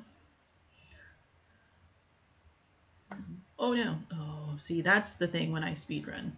I make drops, but luckily that one didn't do any damage. So, but yeah, like I said, the texture of this paint, these Pebeo glass paints, they're just so nice. But like I said, do keep in mind, if you are looking into these, Pebeo has many different types of Okay, Lulu, that's good to know. So thank you. Um, so just keep in mind that Pebeo does have many different types of paints, and they all have specific purposes. They have paints for stained glass, they have paints for ceramic, they have paints for porcelain, they have paints for fabric, they have paints for leather. So they have all different kinds, and they are specific for different uses and there's different formulations, I guess I should say, for each of the different paints. So it's important to make sure you're using the right ones. So for example, these paints, again, these are the vitriol paints. So these ones in specific are for stained glass, and they don't need a top coat. They don't need any other special type of treatment. They're meant to just paint and be done. They have, like I said, they have the ceramic paints and the porcelain paints and another type of glass paint. Not stained glass paint, just glass paint, I guess. I mean, people probably still do stained glass styles, techniques with them, but another type of paint that's specifically just for glass. Like the vitriol paints are meant for any type of, hardened surface. It can be used for hardened glass, not glass, sorry, hardened surfaces, glass included, I'm sure. But they have another line for glass and ceramics. Two different lines. Sorry, let's keep this straight. They have a glass, I think it's the Vitria 360, which is meant for glass. So usable glass. So glass like the drinking glasses or wine glasses or anything like that. You'll want those ones if, let's say, you want to be able to paint onto those type of glass, drinking glasses, things like that, and you want to be able to have it to be washable, go into the dishwasher. Those have a special type of paint. And the reason why that's special is because those need to be baked. So once you finish painting, they go in the oven and then you bake them. And you bake the colors on so then they're set and you can wash them, hand wash them, dishwasher them, whatever. Porcelain, ceramic, same thing. They have specialty paints for, dishware and other types of, vases and whatever that, again, to make them washable, you need to put them in the oven and you set them and bake them. So those are different types of paints. And then they have, again, like I said, fabrics are washable through the washing machine, and they have leather, which again is a different type of formula as well. So as much as it seems like maybe they might be interchangeable, it's good to know that there are differences. I think for us as resin artists, we can get away with using some of the other paints. And like, for example, like the ceramic or porcelain paint, we can get away with it and put it on a tray because we're covering it with resin. So now it's protected. So we could do that. But again, I just want you guys to keep in mind that there are differences with some of those paints, and to keep, it might be, you don't want to use them interchangeably, especially when it comes to thinking that maybe these paints could go on glass. They can, but they won't be able to be dishwasher safe. So stuff like that. So small differences, but it can be significant depending on the intended use of the piece. So for us here, these ones I'm using are, and that's the same for the outliners as well. So if you're using the outliners for this, there are special ones for glass and porcelain and ceramic and stuff like that. The ones I use are not meant for those. You can use them, but they're not meant for that, and they are not they're not dishwasher safe, I guess. So we're finished our flower, I think. Yeah, I think so. So that's our sunflower. Sandy, does the Pebeo shrink after they dry? Are you talking about the outliners, or are you talking about the glass paints? The answer is generally no, but the outliners do kind of like tighten. I don't want to say they shrink because it's not smaller, but it's like when anything is like fluid, it has like, it's more plump, I guess. And then when it dries, it kind of like, I mean, it's not shrinking as in the size changes. It's just kind of like condenses so that the thickness and everything will still be there, but it's a little bit, I don't know how to explain it. My answer is no, but you do see a little bit of a difference between when it's wet and when it's dry, if that makes sense. So the paints, no, the paints do not shrink at all. At least not that I've seen. I like I said, I painted numerous pieces and I've never seen the paint shrink. So I don't think so. Pam, I love that you're showing how you blend on your petals for those of us who aren't experienced at that. Thanks so much. It helped me when I was doing. Yes, yes, of course. I love blending. I think it just gives us so much more depth and interest in our pieces when we're able to blend. So, and it, like I said, it doesn't have to be complicated. I mean, we can make it complicated if we want to. I mean, if I decide I want to suddenly blend 3 or 4 colors, I mean, some days I just get in the mood for that. But generally speaking, it doesn't need to be complicated at all. So, okay, so that's our sunflower done. So like I said, we're at 3:26. So we're going to go for another 30, 40 minutes or so. We'll try to stop around 4 o'clock. So let's do the leaves and we'll do the backgrounds. The leaves, again, are going to be very similar. I want to use, I think, this green. This is like, I think it's called green gold. So it has a kind of an olive color, which I think is really pretty. And then I think this one might be a bit too dark. So I might end up mixing these two together to kind of make myself another kind of in-between color. So, because I have lots of greens. Like Pebeo has so many greens. So you can see here, like these are all greens. And then they have their turquoise colors as well. So they have a lot, but I don't think I want to use any of the brighter greens on this one. I think I want to, again, because we're working in taupes, and like a taupe colored tray, I think we're better to stay within our darker tones. Or more muted kind of tones. Anyways, so let's mix up a color, because like I said, we're going to use this one, but we're also going to look at a slightly darker one. So let's mix that up. So we have this. And when the paint does get on the threads of the paint bottle, they do get a little bit difficult to open. So keep that in mind. All right, so this is the green gold. So I'm going to put a little bit of that in there. So this color, you can see it's not as transparent as the others. So I think we're going to think about that a little bit too.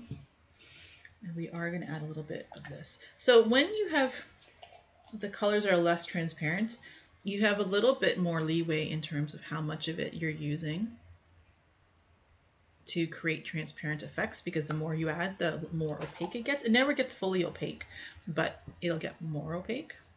So let's see what color we get here. That's going to be close to what I want.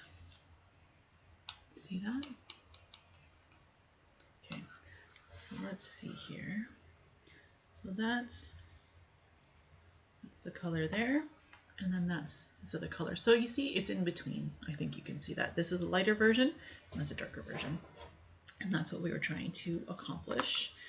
So trying to see, I think this might be, so another thing with the Pebeo paints is, Sandy, I hope I answered your question. I don't know if I did. I hope I did. So with the Pebeo paints, if you find sometimes that they are a little bit too opaque and you want it to be more transparent, they do have a transparent liquid.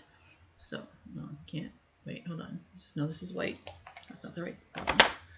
They do have this one, they have a lightening medium here, so it's a transparent liquid, and then you add that, and it actually, it's like it's kind of like thinning, but it's not actually thinning. They call it lightening because it actually causes the paint to look thinner or more transparent without actually making it thinner. Like we're not watering it down, we're just allowing it to be more transparent. What's the second green you mixed in? I'll show you. This one's called chartreuse. So this one was called green gold, and this one is chartreuse. I don't know if so the one thing with Pebeo, and if you are a person who is really into colors, like the names of colors and things like that, sometimes their color names don't really match what we think those colors are. In like for example, like to me, this kind of looks a bit more chartreuse, but this one's called the green gold, and this one to me looks almost like a forest green, but it's chartreuse. So their colors, so that makes things a little bit challenging when you're trying to order online. If you're ordering in person, or sorry, if you're buying in person, you go to the art store, you can actually see the colors, a little bit more readily. But ordering online sometimes becomes a bit more of a challenge because you're going by the name. Like for example, I think this one, yeah. So for example, this one, what does it look like? It looks like it's a wine red or like a burgundy red. It's called purple. So, I don't know. It must be something in the translation between colors in France and obviously what we consider certain colors here. But yeah, so that's something that I have noticed as well. But oh, you're welcome. Oh my goodness. Okay, so let's paint our leaves quickly. So I'm just going to do the 3 that are around the flower here. Like I said, because we're going to be doing a lot of the same on the rest of these. So with these, what I'm going to do, something that I like to do with with leaves, is because I section them in so many little sections, I like kind of alternating the colors around. So instead of blending, which I might still do a little bit of, I like to kind of have different sections be different colors. So then this way, it kind of gives a bit more interest. And again, with the fact that these are, this is kind of a darker transparent color. Some of them we can make a little bit more dark because we add more of it into the section, and some we can just add a little bit and then it looks a little bit lighter. So we get a bunch of different types of variations from that. So I'm going to put this one here. And something that's important when you're painting is you don't want to have it look, unless you're doing specifically something abstract or something that needs to look very, I don't know what the word I'm looking for is, but like you don't want to necessarily make it so it's alternating every color. You want it to be that, there's maybe a cluster of a few colors that are similar, and then similar there with some random alternations in between.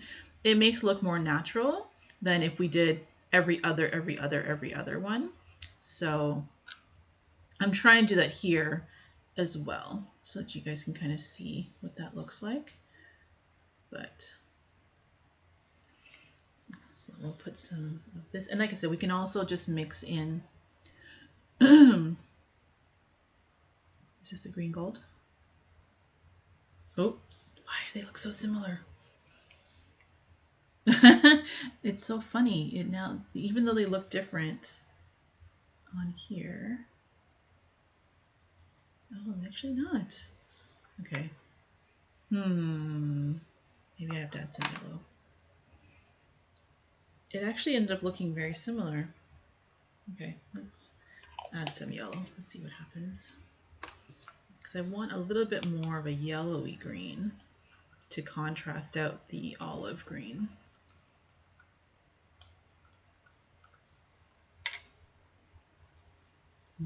Nope, it's gonna be so similar. That green gold seems to have some strong genes. It doesn't want to, it wants to dominate color. All right, let's try that. I added quite a bit of yellow to that one. Look at that. It looks the same. Okay, so let's see. Let's do something. Before we waste too much paint, let's just try this. So this one, I'm just going to put some of the yellow in here. And then I'm going to take a dab, a drop or two of this color and mix it in and see if we can get ourselves the color I'm looking for. It's a bit better. A little bit too yellow, but closer to what I was thinking.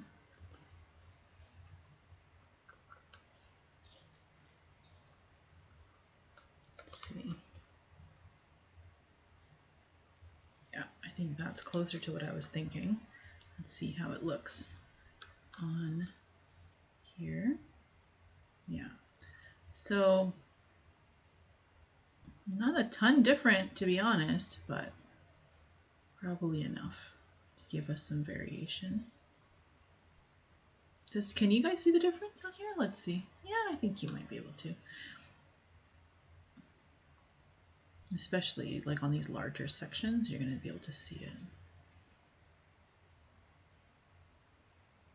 Yeah, I wanted it to have some contrast. It was just that green gold was really dominating the mix, so it wasn't looking too different.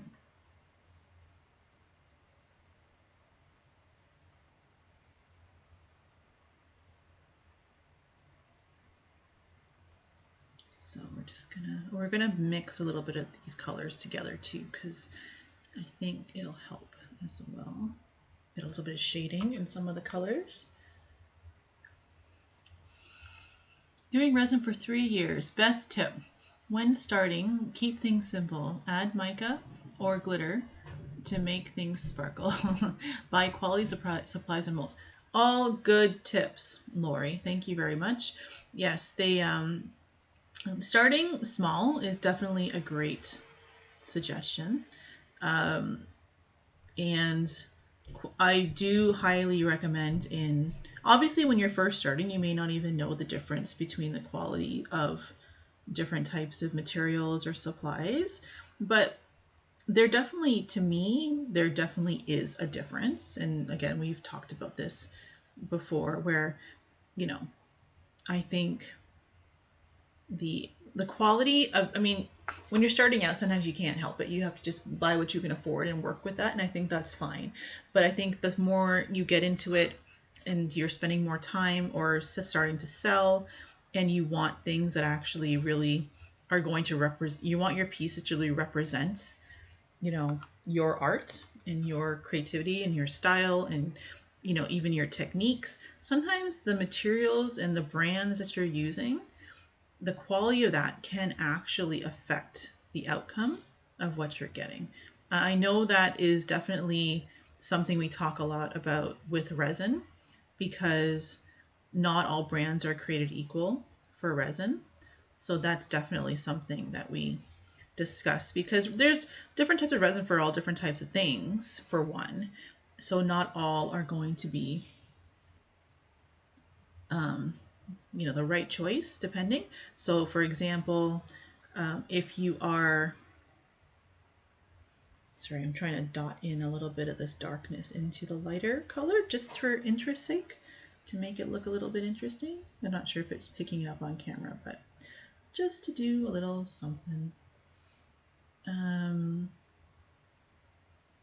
Yeah, so with resin, we know that that if, let's say, for example, you are looking for something that's going to be very heat resistant because you're making coasters, or something that's very scratch resistant because maybe you're making a tray or something and you know that it's going to get used and you don't want it to get scratched and things like that, or minimize the ability of that being scratched. So those are things that we have to look at because not all resins are created equal when it comes to things like that. So when it comes to heat resistance, definitely a lot of the cheaper ones are not going to have the same heat resistance as the more expensive ones. And sometimes it doesn't matter. So for example, like if you are just wanting to top coat a piece to give it a bit of a shine, but it's not going to be being mishandled, not mishandled, but it's not going to go through any type of, like, if it's not a functional piece, so it's not going to have people putting things on it, or it's potentially going to get scratched, or things that's just going to hang on a wall, maybe it's more important to you to have anti-yellowing in those, or UV resistance and things like that in those pieces, because the purpose of it is different. So knowing what you need, or learning what you need as you go along, and then adjusting and looking to see what the best options are for your, for your pieces, then that also look for good quality stuff, like especially if you're selling, because for me personally, I don't want to get a phone call from, or an email from a customer that says, hey, I bought this thing from you and now it's all damaged because X, Y, and Z happened.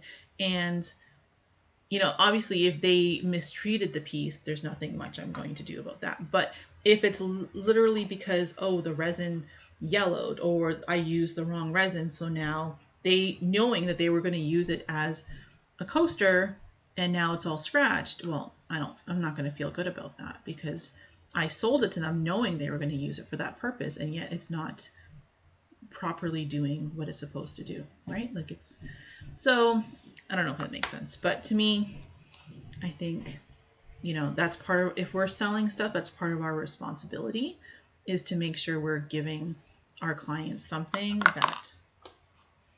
that is going to have some longevity to it.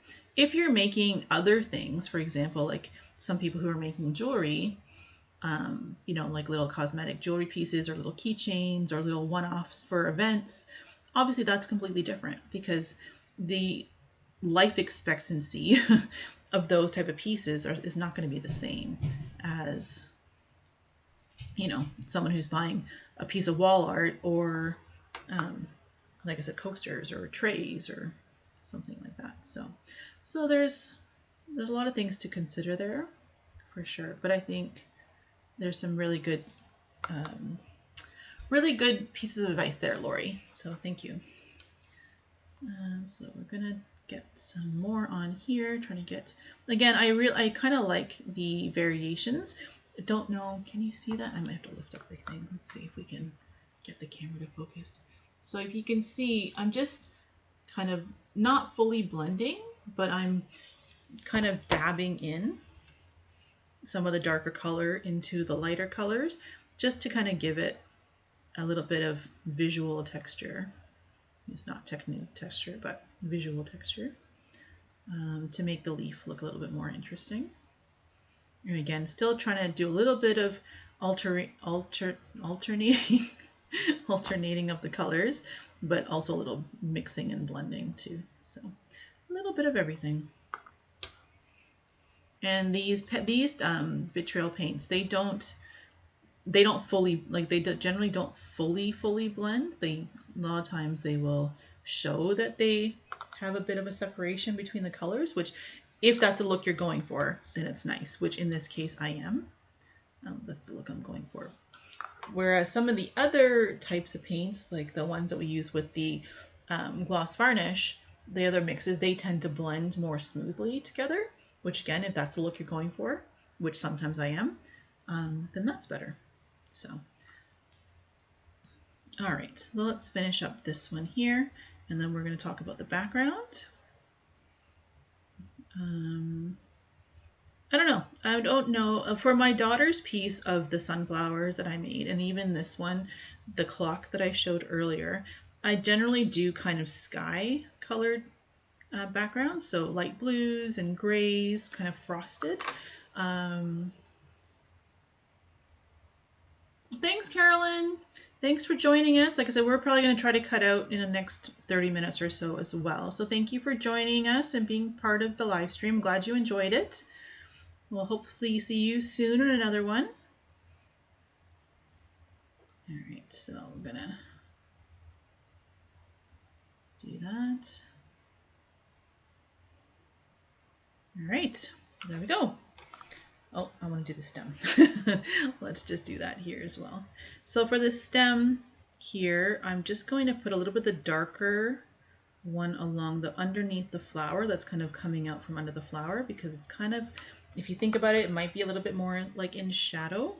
And then this one, we're gonna just have it here, like so. Yeah. So I think it's good. Take a little bit extra in there. I'll take those out. So there we go. Okay, so that's our sunflower. So that's looking pretty nice, I think. Really like the colors on that. All right, so for the background, let's do something else. So for the background, I'm probably not going to use the glass paints. As I was mentioning earlier, we're going to do some glitter. And I'm going to just move all my stuff away so that I can have more space. Also, I cannot use the same brush, or I'm not going to be using the same brush for the Pebeo paint as what I'm going to be using for glitter or for the background for a couple of reasons. Excuse me. For one, the Pebeo paints are solvent based, so they need a special type of cleaner to clean them. So mineral spirits, or I use my isopropyl alcohol, but it's like a high percentage, so I use that. But also something more solvent based is better. And the glitter ones I'm going to do are going to be using gloss varnish, which is water based. So there's that. Also, glitter will tend to, depending on the size of the glitter, might stick inside the brush, and we don't want that when we go back to do our sunflowers later. So I'm going to use a separate brush for that.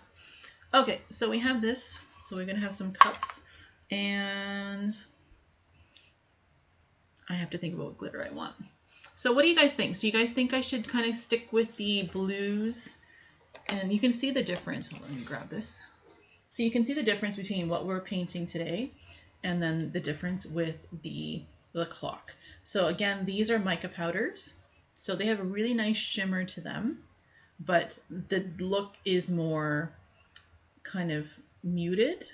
Like the colors and the just vibrancy is a little bit more muted, which again was the style for the clock because it is more Van Gogh. So that is what we were looking for here. But now you can see the difference between the mica powders and what we did with the Pebeo paints, the glass paints. So you can see the contrast and difference there. But do we want to do I think we still maybe want to do the more muted background for here. So we can have some of the color shift. I think there's some ghost pigments in here.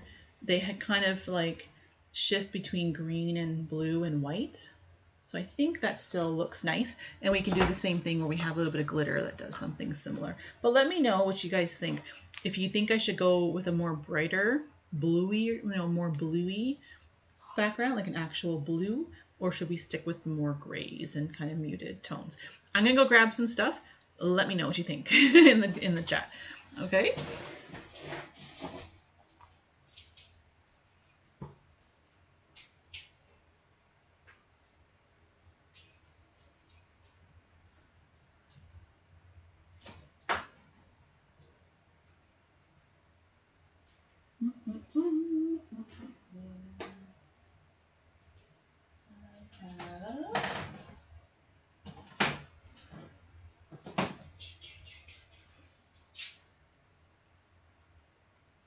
I should have grabbed my glitters from before, but let's see. We have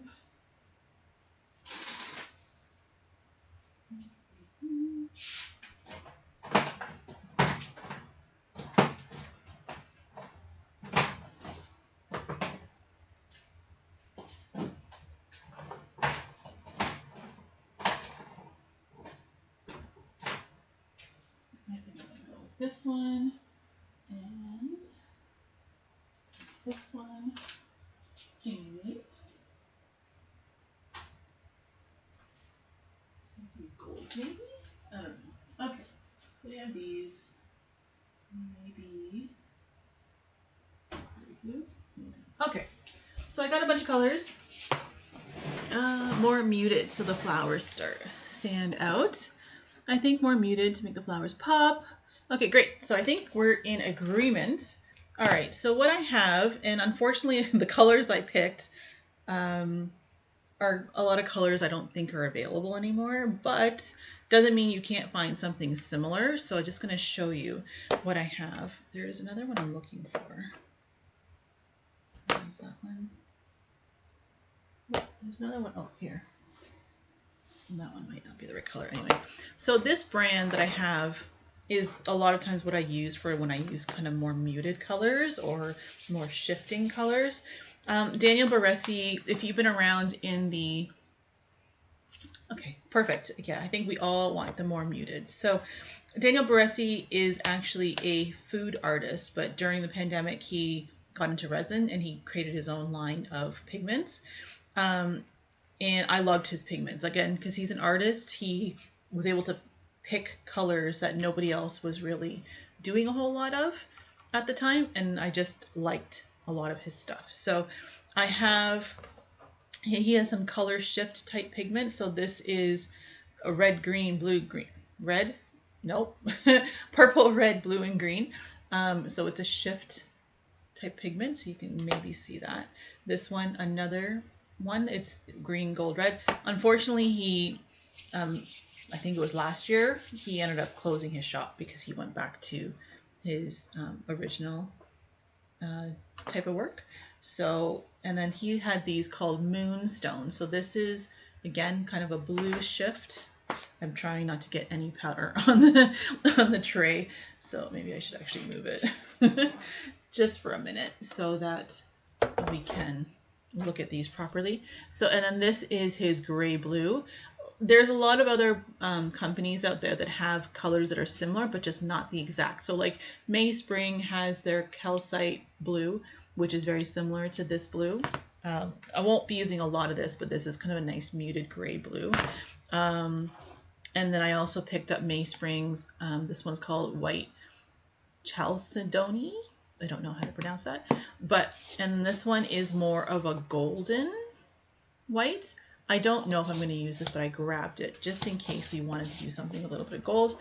And I picked up a couple, maybe just one glitter. I thought I picked up a couple.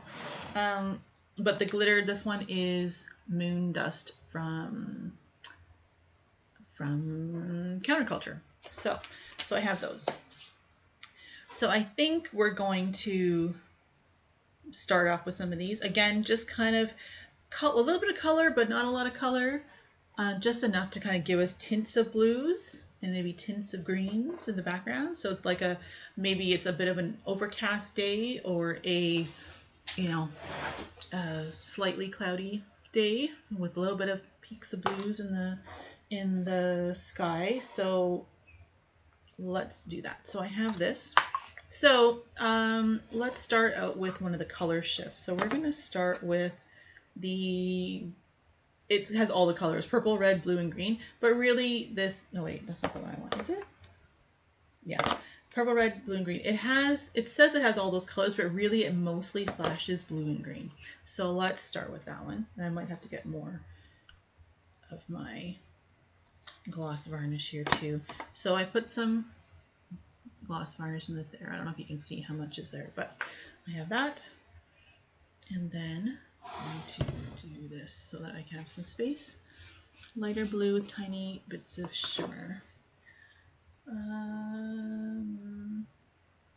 well, I'm just going to use this. So again, don't know if you can see it, but it mostly kind of looks green with a little bit of it looks white, but it flashes green. So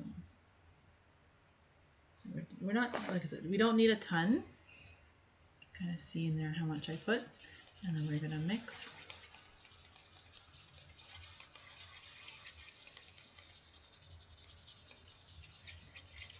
Some ASMR of mixing.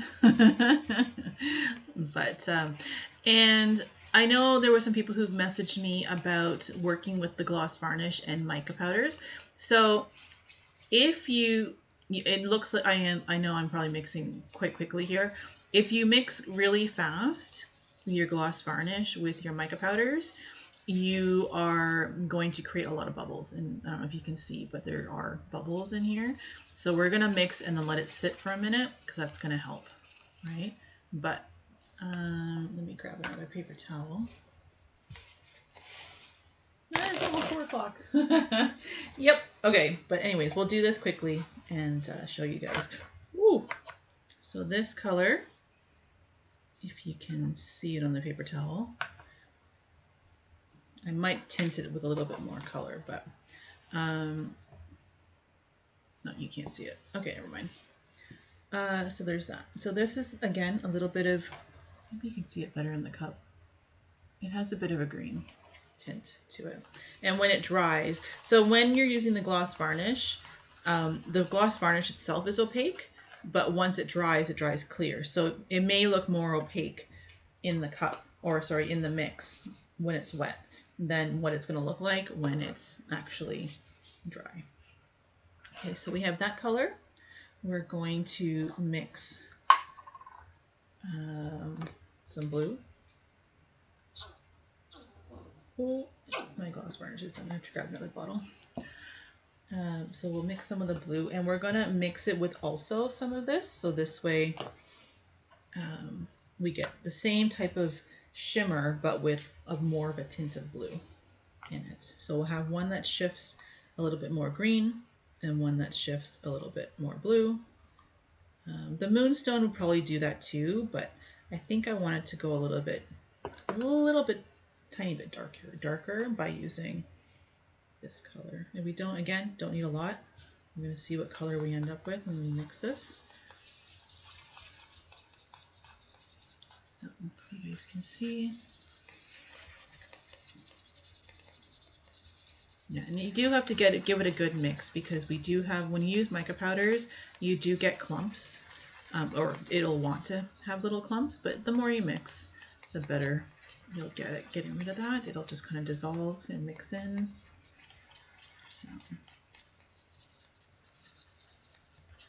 So there we go. So we kind of have our grayish blue, and again, it has a bit of that green flash in it.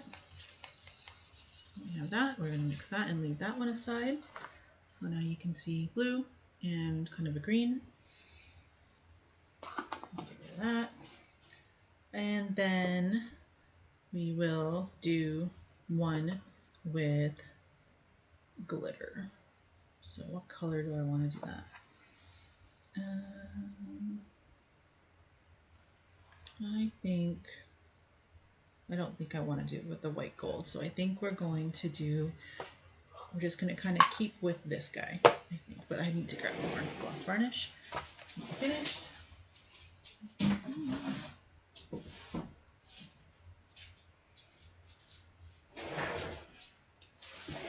Okay, so more gloss varnish. This one was also open, it was just in my cabinet. So more of that. So again, we'll do a bit of this. You can do with, oh, I did have 2 glitters here. So I do have the LiaDia glitter. So this is their fine white iridescent glitter. And we also have the moon dust. So this is a little bit of a chunkier, it's not chunky by any means, but this is like fine or extra fine. And this is like regular fine. So I don't know which one I want to use. Okay, well, anyway, we'll start with this. We're going to mix more of this in here. Again, the whole thing is going to have a little bit of a flash or color shift to it, I think. And then, I think I am. So the difference between these as well is you can see more, oh, maybe not on camera, but you can see more of a golden flash in the glitter, the iridescent glitter, whereas this one is more of a cooler flash, a little bit more, not really blue, but more rainbow, whereas this one definitely has more of a yellow tinting to it. Gotta go. Bye, Janine. Gotta put the kids to bed. Oh my gosh, it's 9 o'clock in UK. Thank you so much for being here. See you next time, Janine. Take care. Sandy, yes, I realized that, and the bubbles were overwhelming. Had to wait. Yeah, if you stir really quickly, you're going to aerate the gloss varnish, and it's going to get a lot of bubbles. But if you stir slowly, it'll be less. But either way, you want to mix and then let it just kind of sit for a little bit, so some of those bubbles can kind of relax themselves. But so I'm just mixing a little bit here just to kind of see what we end up with. So again, this has a lot more of that, because of the glitter, it has that yellow kind of reflection in it. So let's add a touch of blue just to see if we can, that will make it, you know, kind of become a little bit more of a greenish blue color rather than just so. And you can also, I might also do, when I actually do this, I might actually just have white mica as well, which just gives it a frosted look in some areas. We'll see. I tend to play it by ear and see how we go. So if you can see the colors. So this is the blue, this is kind of like the flash green, and this is the glitter with a bit of both. So we have a bit of everything in here. So I think it'll be pretty, but we'll see. It's all trial and error, because every piece, and that's the thing that I like about it, is that every piece is truly unique. Because I don't like necessarily having every piece look similar or the same. Oh, and I got glitter everywhere. Oh no. Oh, the glitter. No, it's fine. Hold on, let me find my little brush. I had a brush here that I was using to kind of move things. It's fine. I can actually, because it's on this bottom half, I can get rid of that before I paint the bottom half. Just want to move it from the top there. Okay, so we'll just quickly paint. Hi Pam, you're back. In the middle of the greens. Yeah, no problem. We're gonna try to close up soon, because like I said, I don't want this to go overly long, but let's see what we got here. So this is the blue, and again, this is blue mixed with the color shifting. I guess it's like, everyone calls it something a little different, but some people call it ghost pigments, some people call it aurora pigments, some call it color shifting. So it has a lot of names, but they all kind of do the same effect. Like it reflects as you turn it in the light, and that's really just what it is. So every brand will have named it slightly differently. But like I said, the effect is there. I just trying to go too fast here, causing a mess. All right, so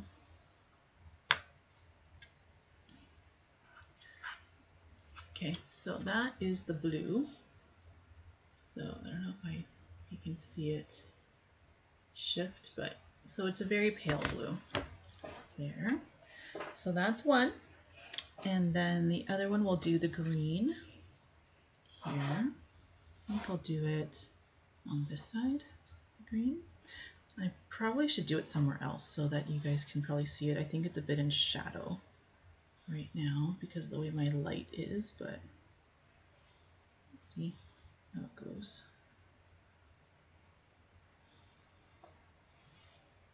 Yeah, and because these are bigger areas, I could use a bigger brush, but I'm always stuck on my tiny brushes.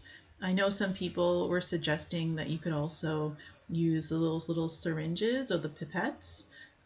Definitely those are options too. I actually ordered pipettes after my last live stream because a lot of people were recommending it. I haven't tried them yet, and I don't remember. They're somewhere in the studio here. I don't really remember where I put them, but that's definitely an option too.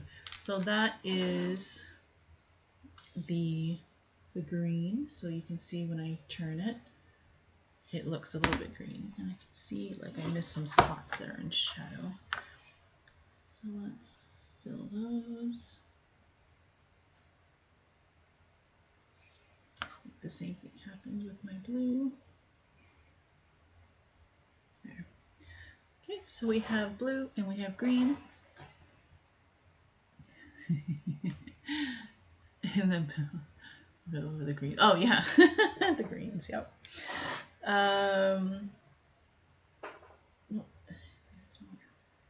Yeah, working on shadow is a little hard because sometimes you can't see exactly if you got everything.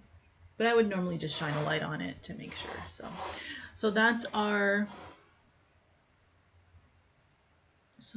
I'm just gonna getting a little bit of a gap there. So again, this comes back to what some of us were talking about.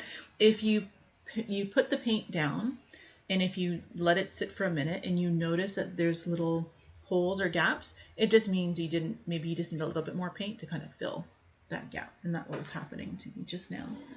I think we got everybody now. So there you go. So you can see the blue versus the green. It's not a huge difference, but I think it's enough when it's dry that it's going to give kind of that, frosted stained glass effect in the background. And then we also have, for my tiny small areas, I like using a silicone pointed tip, I'm sure that's what you mean to say, pointed tip brush to paint. Yeah. The silicone brushes are silicone tipped brushes are good too, for sure. All right, so this one is, I want to say maybe it needs to lighten a little bit.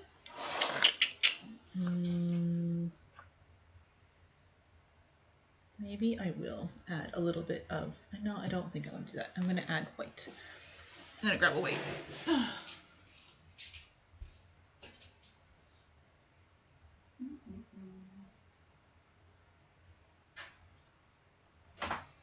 Where's my favorite white? I don't know.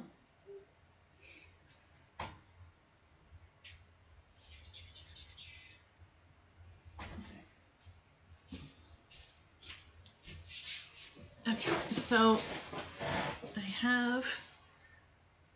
again, I have a Daniel Baresi Pearl White, and I also have May Springs Pearl White. So we'll use May Springs Pearl White. I don't really want to add more of the yellow with this one, so I think we're going to just add a little bit of white to lighten it a little bit. So not a ton, but a little bit. And again, this is how I kind of adjust as I go, because I just kind of see, sometimes when you're mixing the paints, it looks a little different when you actually paint it into the piece, and then you just need to decide if you're going to adjust, which I think is what we needed to do here. And I think now, because I've added so much mica powder and glitter to this mix, it's getting a little thick. So we're going to thin it down, a little bit more gloss varnish. So then it's not, because again, when you're working with stained glass styles, techniques, you want it to have a little bit of a transparency. It doesn't have to be fully transparent, especially if you're going for frosted looks, but you do want it to have a little bit of transparency. So now we have this color, which is lighter than our blue. So this was our blue, right? So this is a little bit lighter now, and we'll do that. We'll add that through. Again, it's not going to have a huge difference in color. It's more of like a tonal difference. But when it dries, this glitter we added is going to sparkle, and that's going to be kind of like a visual texture difference rather than just a very obvious color difference. So that's what we're kind of doing here. Okay.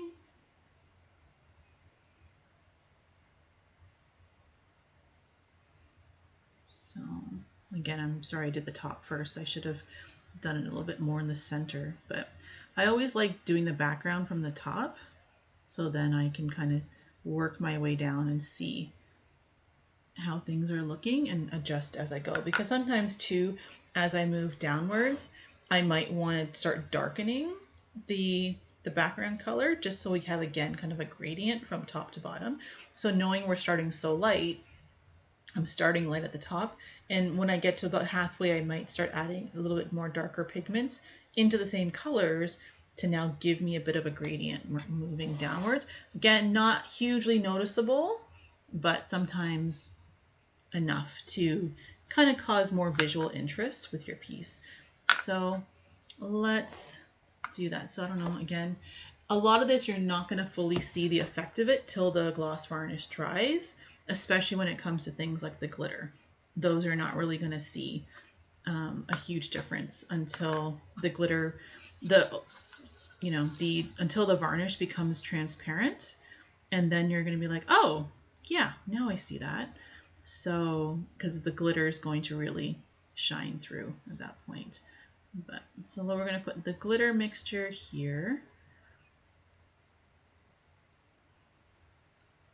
And we'll do a couple more little sections, and I think then we'll wrap up for today's live stream. So, and like I said, if you want to see the final piece, if you're a member, I can post it on one of the community areas. It also will get posted on Instagram and likely on Shorts, so you'll see it. it'll be around. So the dark one, the darker blue, I'm gonna put again in the top, I think, because we need a bit more of that contrast up here. So do that really quickly.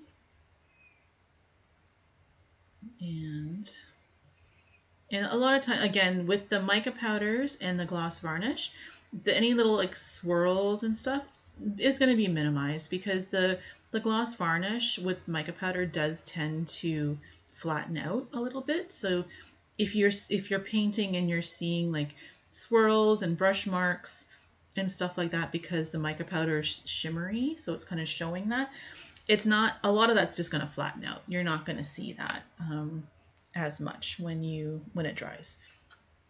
Okay, so you can see the blues, and like I said, the glitters, and then this is the green mix, the greenish mix, and we're gonna have that one here. So if you had any questions on how I mixed, so I know I went through it a little bit quickly, but basically you just have your gloss varnish, and then you add your mica powder. And again, depending, you can, with mica powder, you can add a little bit if you want to have it to be either a lighter kind of tone, or if you want it to be more, a little bit more transparent. Mica powder is not going to be transparent. It's going to have like levels of opacity.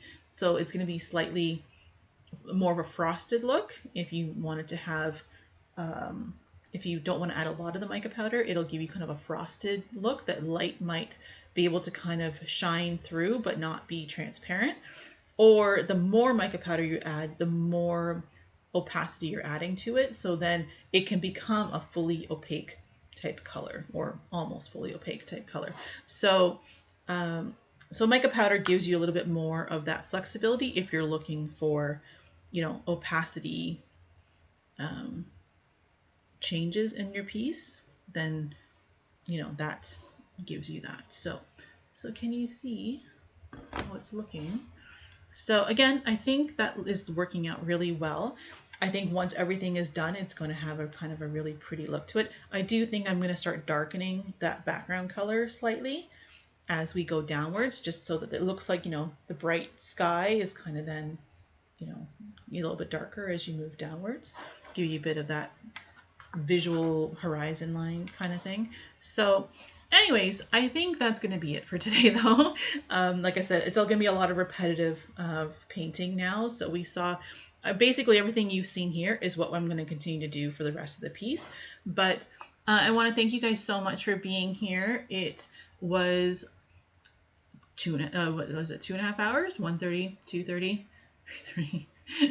It was still kind of long, but I think we got a lot done, and we had a lot of great discussions, and I want to thank you guys so much for being here, and I do hope to do it again soon. So like I said, as I'm working on quite a few of these pieces, I think I might jump on a live stream every once in a while over the next couple of weeks to just kind of paint with you guys, you know, have you be part of the process of what I'm doing. And even if we're just sitting and chatting, like I said, I'll figure out how to add some music.